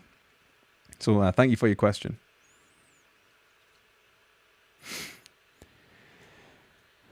Okay, I have an argument that I have an argument that it's moral obligation to move towards a greater self-sufficiency just as much as it's an obligation to be vegan, perhaps even more so. I would like to hear it, Tomato. I'm game to discuss that. Are animals important to conserve if they are no longer have natural home in the wild? It's not about, like, look, it's like, why is it conservation anyway? Like, why are we conserving animal lives? We aren't protecting animal lives from, you know, like, it's not about, let's say, like species conservation. That's usually what gets discussed, like snow leopards, polar bears, you know, rare types of frog and whales and stuff. We don't talk about why animals are valuable in the first place, which is because they're individuals with their own value. They're not just props and aesthetics to be looked at by humans and ogled at and admired, right? Like, you can see that in a museum, you can see that in a photo, and, you know, then they're no different to watching dinosaurs on, like, a Walking with Dinosaurs TV show or something. Like, the reality is that conserving animals has nothing to do with the aesthetic value and being watched by humans, but has everything to do with the life and the value that those animals have in and of themselves. And so, if they haven't got a place in the wild and we can help them, then we should help them. Think about how we are obligated towards other individuals, and whether they are economically displaced, for example. Should we help those animals? If we can help them, we should help them. We are obligated to all sentient beings to a different degree, obviously, depending upon the normative system that we're in. But we are obligated towards helping prevent unnecessary suffering towards all sentient beings. So it's not about their home in the wild. It's not about what's natural. It's about those beings themselves. As a man who paid to hear you, can I assure you it was the best money I spent today? Oh, thank you very much, Ben Green. I really appreciate that. Thank you so much. PP, can you be a moral anti-realist without being a scientific, without being a science epistemic anti-realist or moral relativist, or does moral anti-realism necessarily entail those two? I would argue it does. The companions and guilt argument, I would say, is a pretty strong argument in relation to the rejection of epistemic norms, and arguing that if you are rejecting moral realism, then you are, committing an action of special pleading unless you reject those epistemic norms in general. But it depends, obviously, of the position and why the individual is rejecting, morality in the first place. So it depends. But broadly, a lot of skepticism falls into that category. Do I have an opinion on pantheism in the way Alan Watts conceives of the universe being a unified, self-sustaining substance, God playing different individual parts through our personas? It's an interesting concept. I used to consider myself closer to a pantheistic position, but I now adopt more of a humanist position.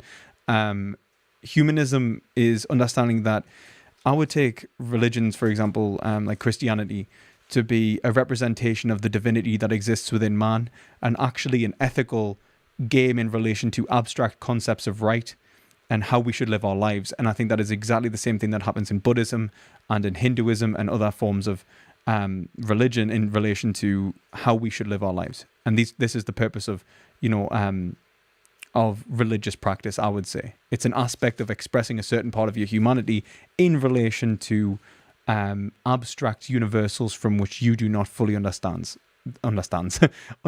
infinites, in other words.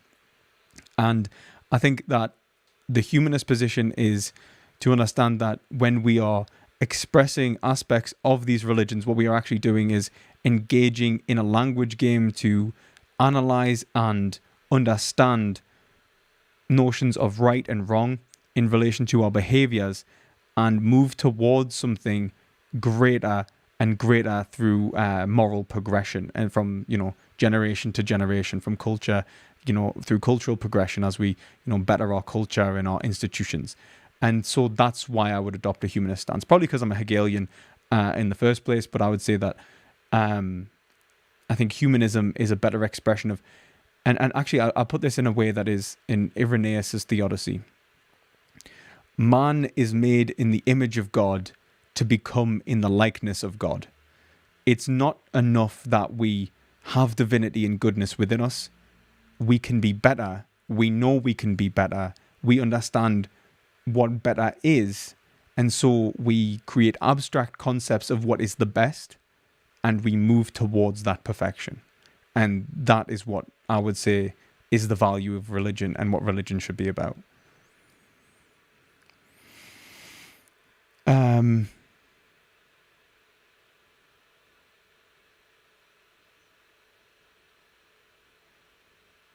Do I consider the domestication of companion animals to be an ethical undertaking? I think if you rescue an animal, it's ethical. If you adopt, that's fine. So adopt, don't shop. Don't perpetuate, the production of animals that we can't sustain and, what we are having an issue with in society today. Also, breeding practices are unethical, exploitative, and ultimately lead usually to the genetic,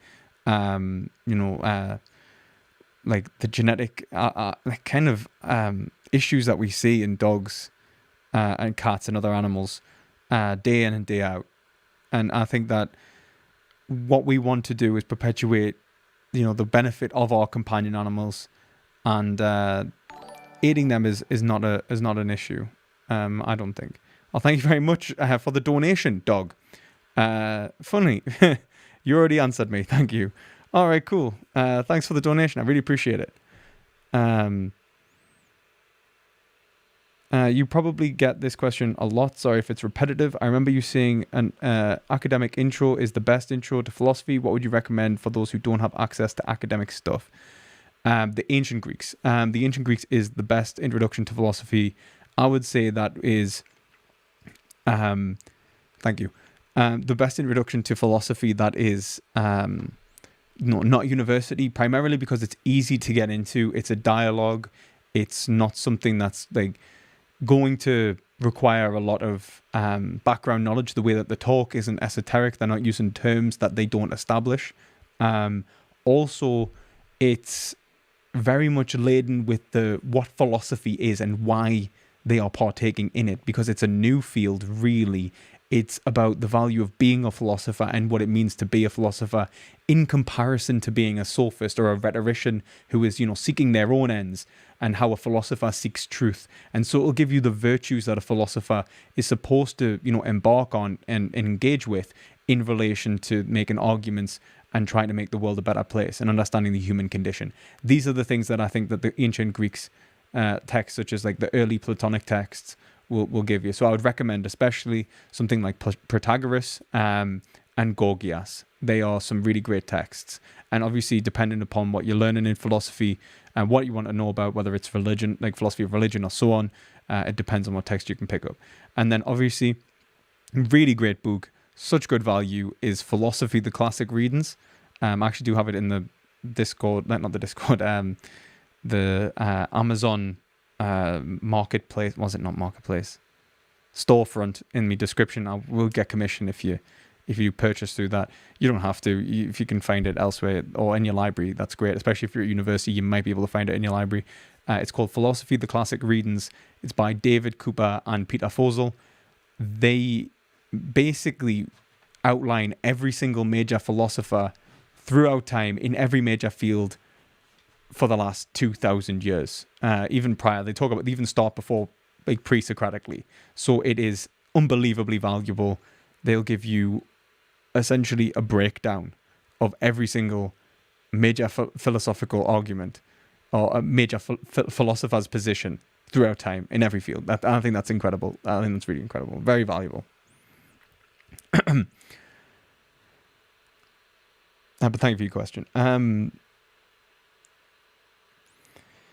Hello and hashtag boycott meat all over the animal products, cruelty and exploitation any other way possible. Absolutely, man. What do you think that eating meat is in itself wrong, or is it the act of killing an animal? Act of killing an animal. Like, look, if you find meat, like as in if you drove down a road and you found roadkill and you pick that up and you go and eat that, that's not wrong.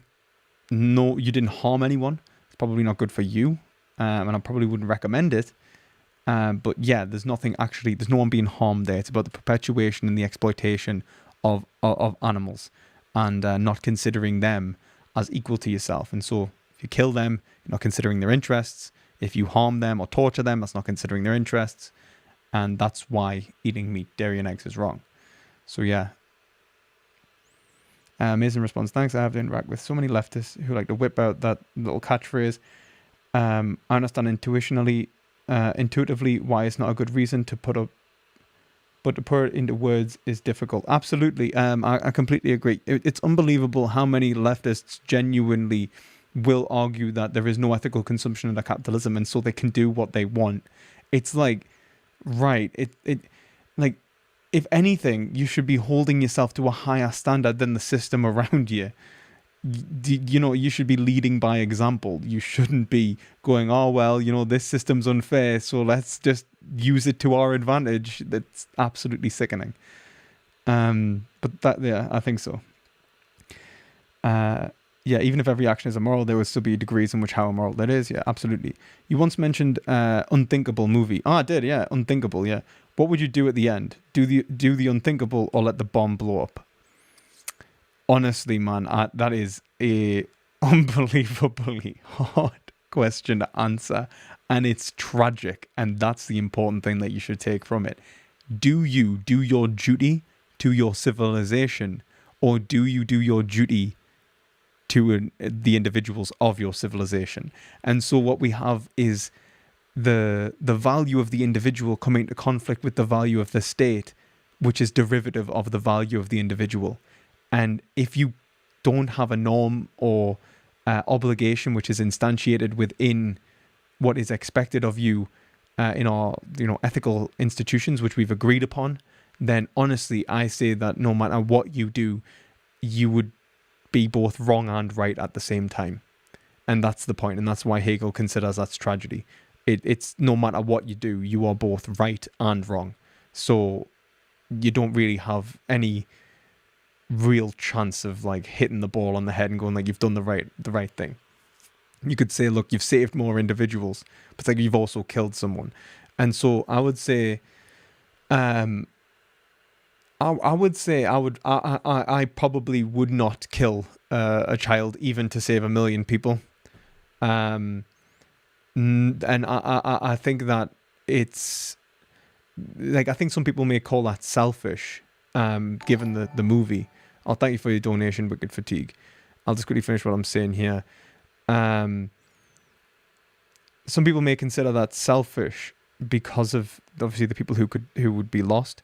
But I would say that ultimately what we are fighting for in the first place is about the instantiation of our values. And if we allow, let's say, a terrorist organization to compromise our values, then we have already lost anyway.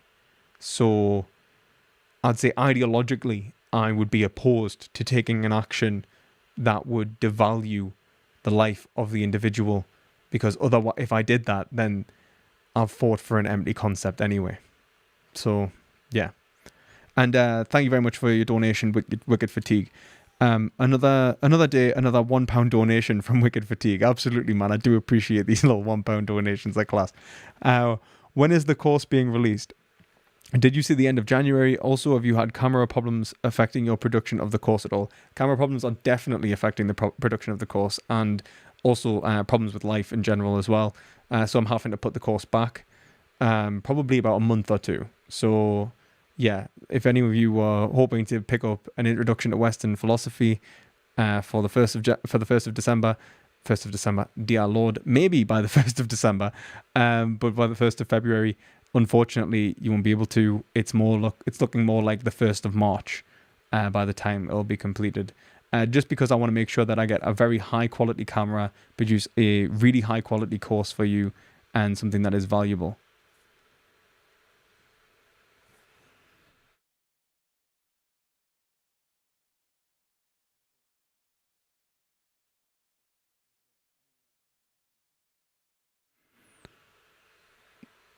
My girlfriend, I think, is telling us to explain that I basically can't film with a broken camera, and I know I can't film with they know I can't film with a broken camera. I'm like, no.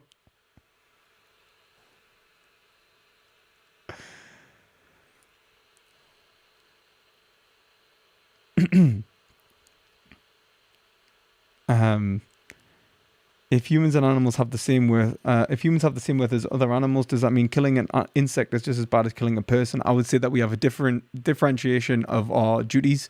I would say that, for example, it's worse to kill your own mother than to kill a stranger on the street, and that's not because of a differentiation in value, but because of your obligations to those individuals. You are obligated to protect your family and other individuals around you to a greater degree to maximize the production of the expression of subjectivity in every way, shape, and form. So you have your obligations in relation to your socio-political environment, you have your duties, and to not perform your duties or to actively go against your duties is worse than other actions. And I would say that killing an insect, in terms of our obligations in society, it hasn't been established to the average everyday individual that it is wrong. I would argue that it is wrong, and that it's a grievous act of doing something that is actually wrong. It's a perpetuation of individual caprice over subjective interests. Objective interests. And so I would say it's wrong. I would say it's not as normatively as bad in terms of our duties as killing another human, but that it is in terms of value the same. There is nothing that creates a hierarchy of values between individuals' experiences. Someone in another country has the same value as me.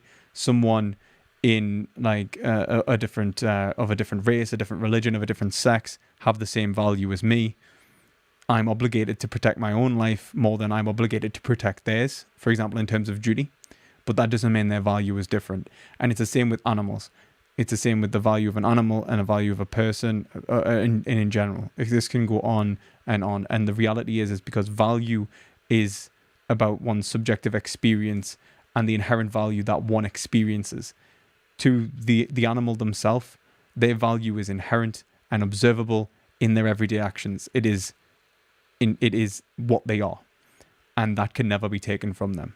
So yeah, I would say that killing an insect is absolutely morally wrong. It's not as bad in terms of duty and accepting one's duty, but in terms of pure value in metaethics, yes, it's as bad. Can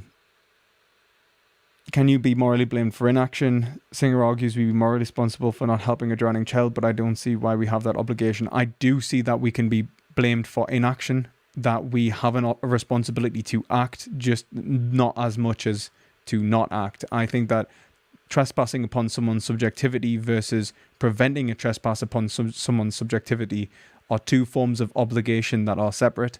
I think that negative obligations, as in not trespassing upon someone's subjectivity, is of a greater importance in terms of your own you are responsible for the actions that you are making, but that doesn't mean that you aren't obligated to make positive actions in the world. I would say that you certainly are in relation to the expression of subjectivity, and so yeah, I do think that we are obligated and we'd be responsible for not saving that drowning child. How do you feel about zoos and aquariums? I think that they are animal prisons. I think they are cruel and wrong. I think they do nothing but harm animals. And normally you get conservative nonsense like, oh, it's to help them breed or whatever. Not even considering maybe it's not a good thing to even breed them and put them back into the wild, but or even, whether it's even for their benefit. But also, if we look at zoos, they are putting animals, and normally what you hear is better to be in a zoo than in the wild. Well, I'll let you know that evolution prepared them to be in the wild, but it did not prepare them to be in a zoo. Okay? Now, if you look at, let's say, elephants that are holding their own tails because they're in social isolation and they're communal animals, that is not something that they were prepared for by nature. It is not something that evolution has prepared them for, but it is something that we've put them in. And when we have animals like orcas actually trying to kill themselves, I think we really need to consider what we are doing. Christian donated £5. Just ordered the Philosophy Classic readings on your recommendation. Got it from my local bookshop, though Amazon just established itself in Sweden and I'm skeptical to Illuminati. Thanks for the great content. Oh, thank you very much for the donation, Christian, and I'm glad you managed to pick up a copy of that book. It's honestly, actually, I think I've got it around like behind us. I can't reach it, but yeah, it's honestly it's probably one of the most valuable books I've ever got. It was one of the first recommendations I got when I went to university to study philosophy. So yeah, I'm just passing on the wisdom. I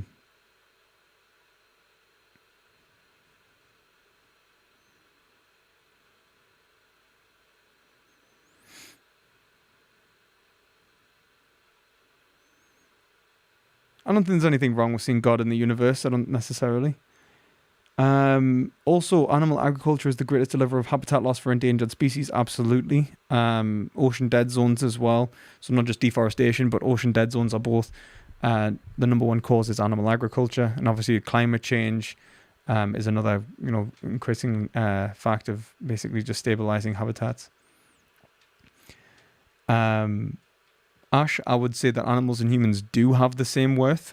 I've actually made this argument against Marty from the philosophy chat, and in terms of meta-ethics, but in terms of normative ethics and our responsibilities towards animals and humans, they differ. That doesn't mean that the value of the animals differs. I don't think we're fair in saying that a cat or a dog or an elephant or a dolphin have differing values because we deem it so.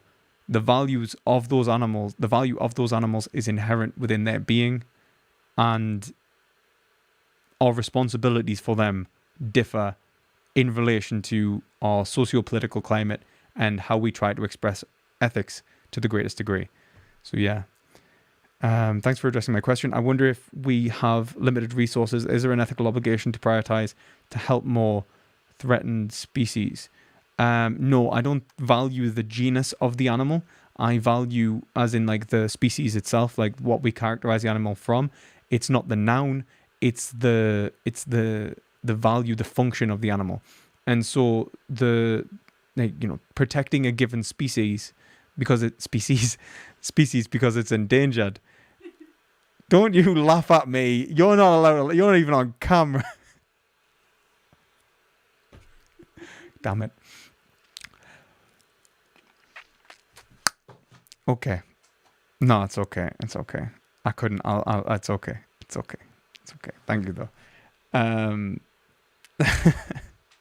Yeah. Yeah, I don't think we're obligated to help some endangered species more because it's endangered. I think what we're evaluating there is really just the concept of an abstract universal rather than what it's founded upon, which is the animals within the species itself. And if the animals in the species itself are just as valuable as any other animal in any other species, then why would we value that genus more than any other?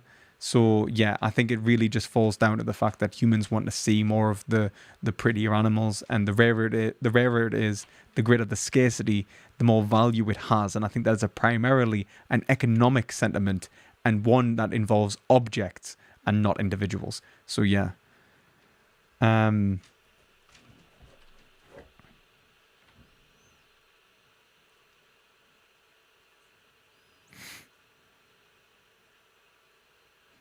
Yeah, I would agree, Annie, that that animals and humans have the same worth, but we have a greater obligation to mitigate the suffering and the suffering and death of humans in relation to suffering and mourning.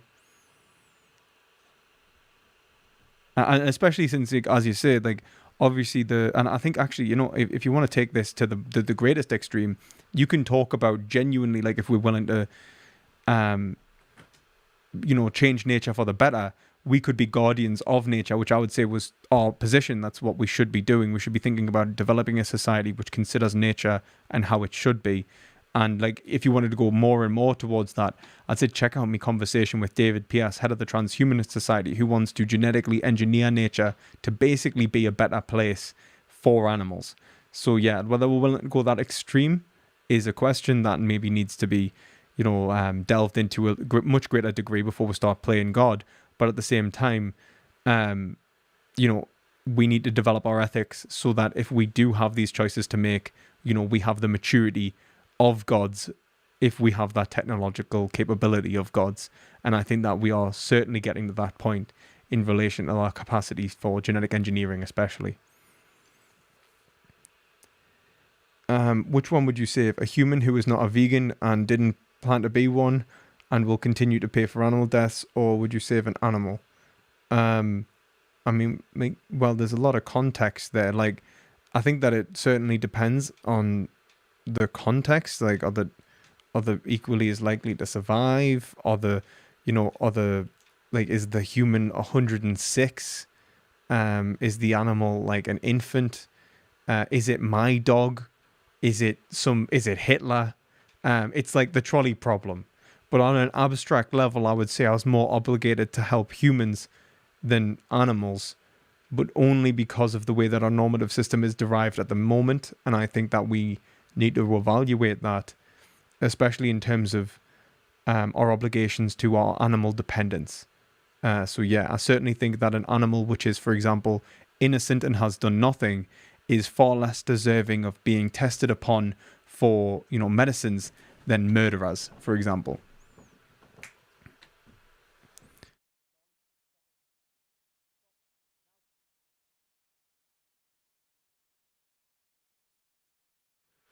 He knows it's bad for him. Hey Lewis, I was hoping you're doing well. What do you think of the morality of voluntarily giving up your freedom into slavery? Do you know any literature on that, by the way? No, I mean, Hegel does talk about that and obviously what it means to be a slave, a master-slave morality.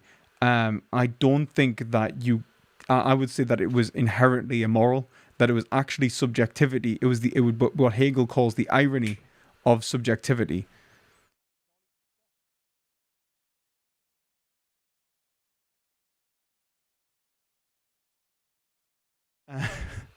The irony of the subjectivist. So this is where someone in their own subjectivity, in their subjective caprice, without the objectivity of an ethical structure, acts in a way which they think will benefit them, but actually harms them. They are actually preventing the expression of their own subjectivity in an attempt to express their subjectivity, and so it is unethical.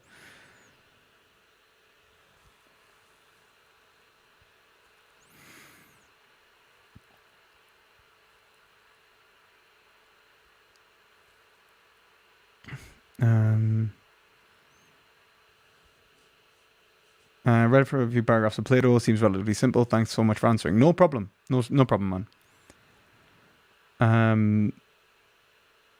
As a dude, it's not good optics to proclaim the ethical consumption habits because conservatives will seek to silence you by pointing out the hypocrisy when P.S. Morgan interviews Extinction Rebellion.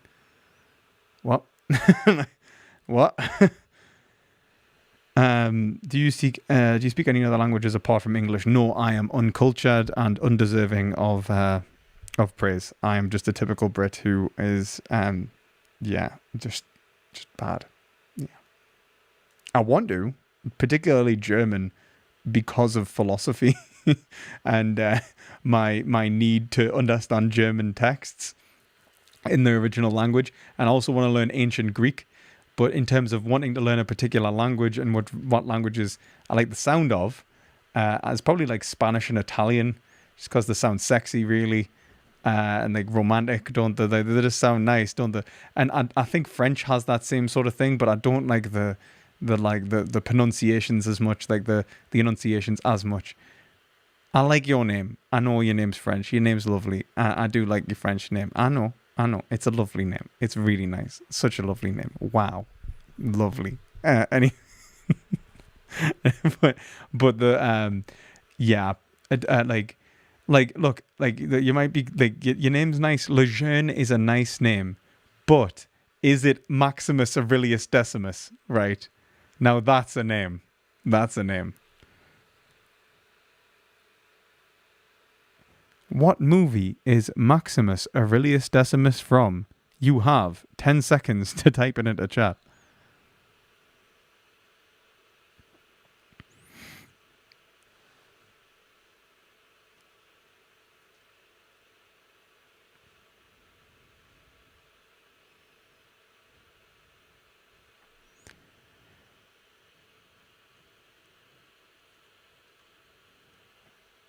Love from, was it? Cheers for the Q&A, mate. Hope you next stream, get your next stream earlier. Love from D.GG. I don't necessarily understand the D.GG bit, but thanks for turning up, man. I really appreciate it.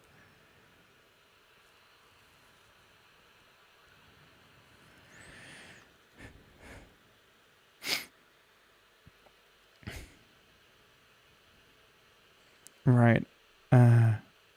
Nice muscles. Thanks. I don't work out. I know I'm wearing a protein top. I'm just a hypocrite. Why don't I work out? I wear protein tops and I don't work out. I'm one of those people that wears like band t-shirts that don't know the band. But oh, no.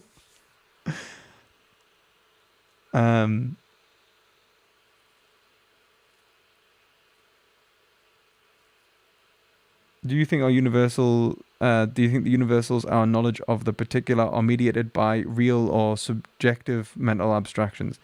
I would argue it's not about abstraction, it's about construction in relation to a real, which is symbolized and will genuinely give us feedback to the fittingness of our concepts. I can explain that in greater detail on a video on ontology. I probably engage in.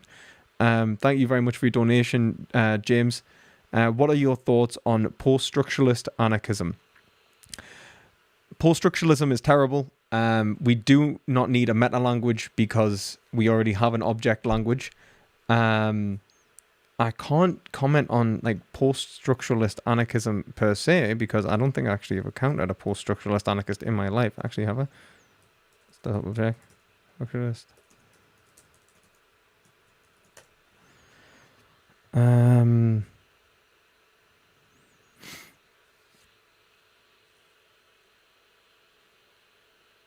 Yeah, I thought it was going to be postmodernist with anarchist, but then I just don't see. Oh, really? Oh, is it just it's Derrida? Okay, it's okay. All right, post-structuralist. Wait a minute, it's post-structuralist like Foucault, yeah, Gilles Deleuze, Lacan. Well, like I don't think Lacan is a post-structuralist. Okay, and I don't and Zizek talks about that. So I think this Wikipedia page needs sorted out. Derrida, postmodern feminist, Juice Butler, and alongside blah blah blah. Okay, but I don't, as an anarchism, this is just Wikipedia, so this could genuinely just be so wrong. And as anarchism understood as a certain set of social arrangements or even a particular revolutionary project, but rather than a sensibly or a certain ethos or way of living and seeking in the world impelled by the realization of the freedom that one already has. So it's like an existentialist state. It's like a state of existentialist. Like, I don't understand why we would want to bring it around, though, if we've lost the value of our ethical institutions in the first place. What we're establishing is what the freedom of the individual. Why are we wanting to do that? What is the value of freedom?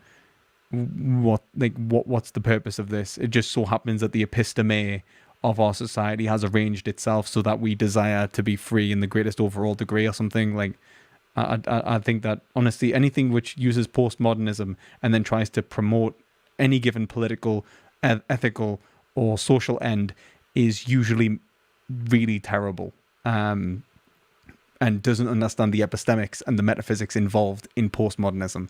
So, yeah. But thank you for the donation, James.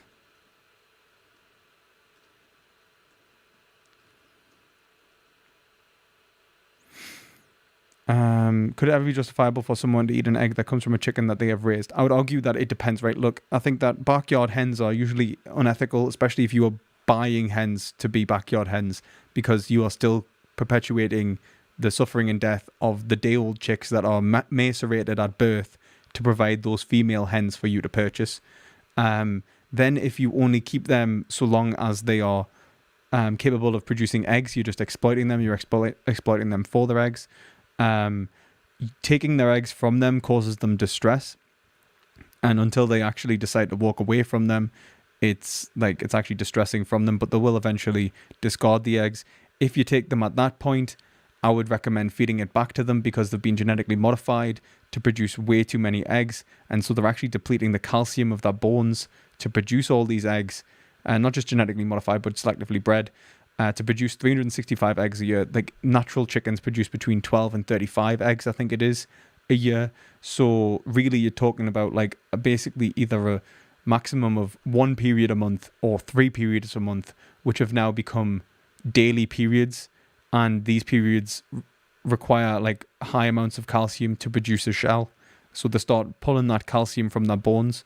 So feeding the eggs back to them, like the shells essentially, back to them, can actually help like mitigate the harm that is being done through that selective breeding. So if you even rescue chickens, and I would say that was the only way to do it, that would be ethical, you should probably feed the shells back to them or replace the calcium in their diet some other way. And then if you do take the eggs, eating them's not good for you really, but if you do decide to eat them, they're not interested in them, they're getting enough calcium, they're going to be happy and healthy, and you're going to keep them past that point in which they're spent, then I don't care if you eat them really. Yeah.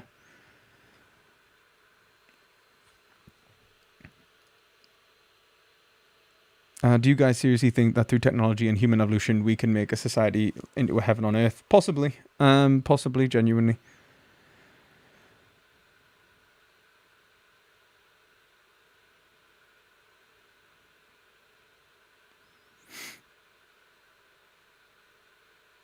Right, I'm probably going... Gladiator! What is your name, Gladiator? Maximus Aurelius Decimus. Was it? Leader of the northern armies, father to a murdered son, husband to a murdered wife, and I will have my revenge in this life or the next. What a film. What a film. You hadn't seen Gladiator until I showed you Gladiator, have you? And then you cried during Gladiator. It's such a good film.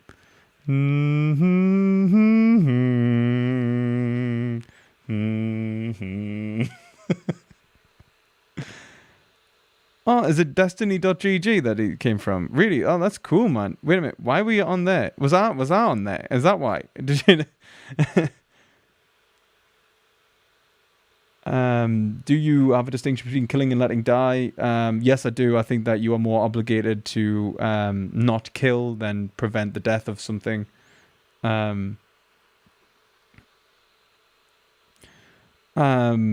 But like obviously your obligation to an individual, like past the point of negative, I do believe in positive obligations as well. I was trying to say this, the problem with promoting ethical consumption lifestyles is that people will try to call you out for your hypocrisy all the time. You can come across perfect to avoid it. Yeah, it's difficult, but then, you know, you got to risk being called a hypocrite to say stuff that's worth saying.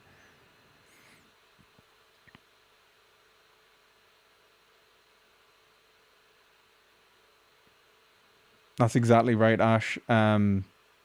It is better to basically have them sterilized than let them lay like way more eggs than they should. I would agree. I didn't even know that. I didn't even think of that as an option, to be entirely honest with you. But I'm glad that you've pointed that out. It seems,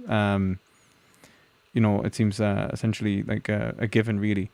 Cholesterol, unbiased cholesterol, is needed to produce cells, but you only need so much cholesterol. You actually produce cholesterol yourself. You don't need to intake cholesterol, and we know that excessive cholesterol increases the likelihood of cholesterol calcifying in your veins, producing atherosclerosis and killing you of heart disease, dementia, and leading to things like erectile dysfunction.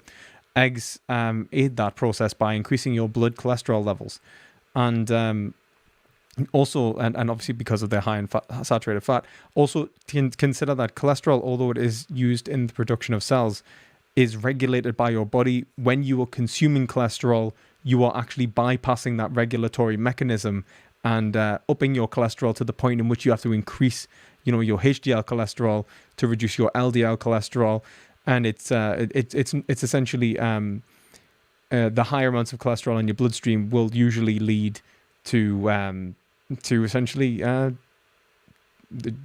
bad health outcomes, and that has been incredibly well established now. Actually, from what I'm aware, eggs aren't even legally allowed to be called nutritious anymore. So yeah.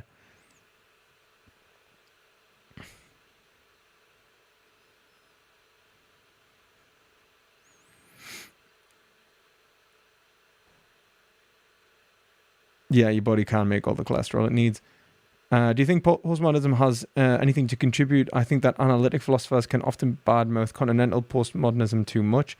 Well, do not lump continental philosophers in with postmodernists. Okay.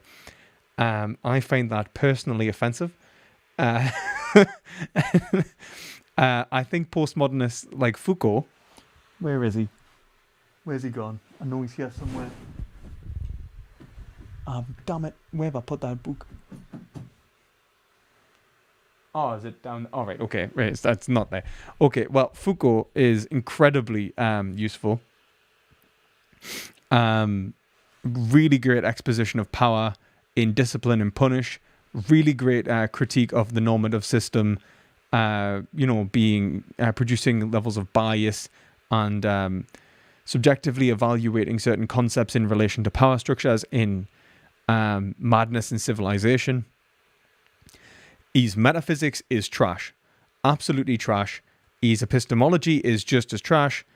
Power, really great. His whole exposition of power and the socio-historical production of norms and the way that identity works in society and so on. Incredible. Like, actually incredible. Like, unbelievable. Like, mind-blowing. Like, mind-opening, right?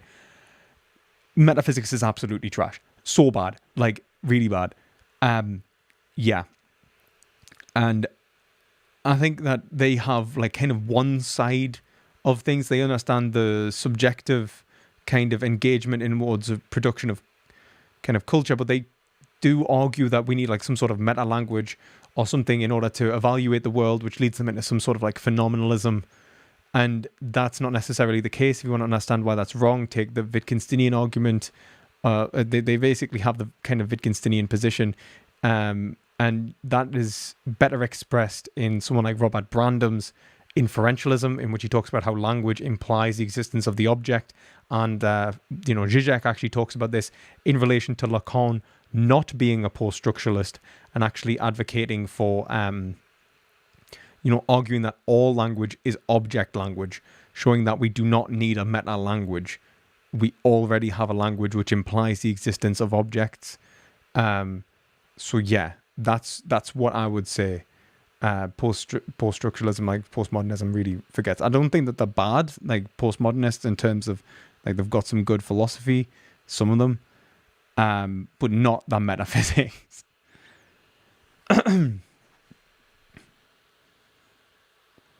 I'm sorry to be a nag, but I did not see your message from to vids. Would you have a discussion about postmodernism with plastic pills? I'll have a discussion with postmodernism with anyone. Absolutely. 100%. Yeah. Plastic pills, you say, right? Let's have a look. Plastic pills. YouTube channel, yeah? Yeah, 100%. 25k subs as well. Fancy. Ooh, check them out. Right, yeah, absolutely.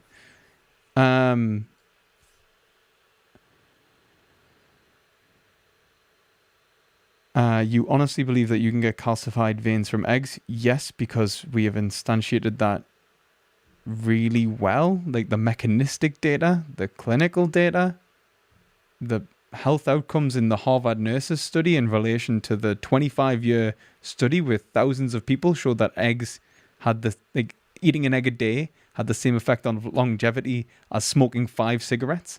Like, how much evidence do you need? Yeah.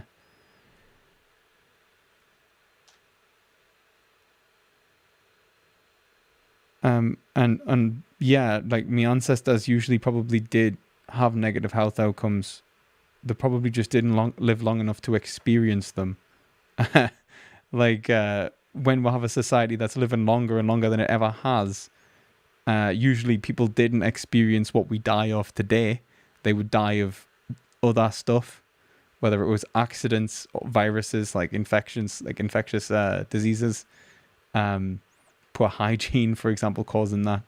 Like, yeah, I think that we've come a long way since when we look back at our ancestors, and I don't justify my behavior because of what my ancestors did. I don't need to look back towards my ancestors shitting in the woods and think that's what I should be doing. But yeah, I hope that answers the question. James donated £1. He says, "What are your thoughts on Max Stirner and his book Ego on its Own? Once you start making six figures, you move off. The donation list to the menu. Once you move off the donation list to the menu. Oh, do I? Oh, well, that's fair enough. I will appreciate that. I think once I start making six figures, I will 100% understand you're not donating anymore. Honestly, I still haven't read Max Stirner. I've been told to read Max Stirner like 1,000,000 times now, so I really need to just read Max Stirner because it's starting to become embarrassing. But yeah, I'll definitely give it a, what's it? His book Ego in its Own. Okay, yeah, 100%. I'll give that a read. Thank you for your donation. Okay, I'm gonna I am a really bad reader. That is true. Like tragically bad. The same effects of smoking 5 cigarettes for what? Longevity, as in relation to all-cause mortality, unbiased. And that was the Harvard nurses study. Check it out. Okay, guys, I'm going to bounce now. So if you like this video, please give it a thumbs up. And consider subscribing if you'd like to see more content. And yeah, that's pretty much it. So as always, try to gain some perspective.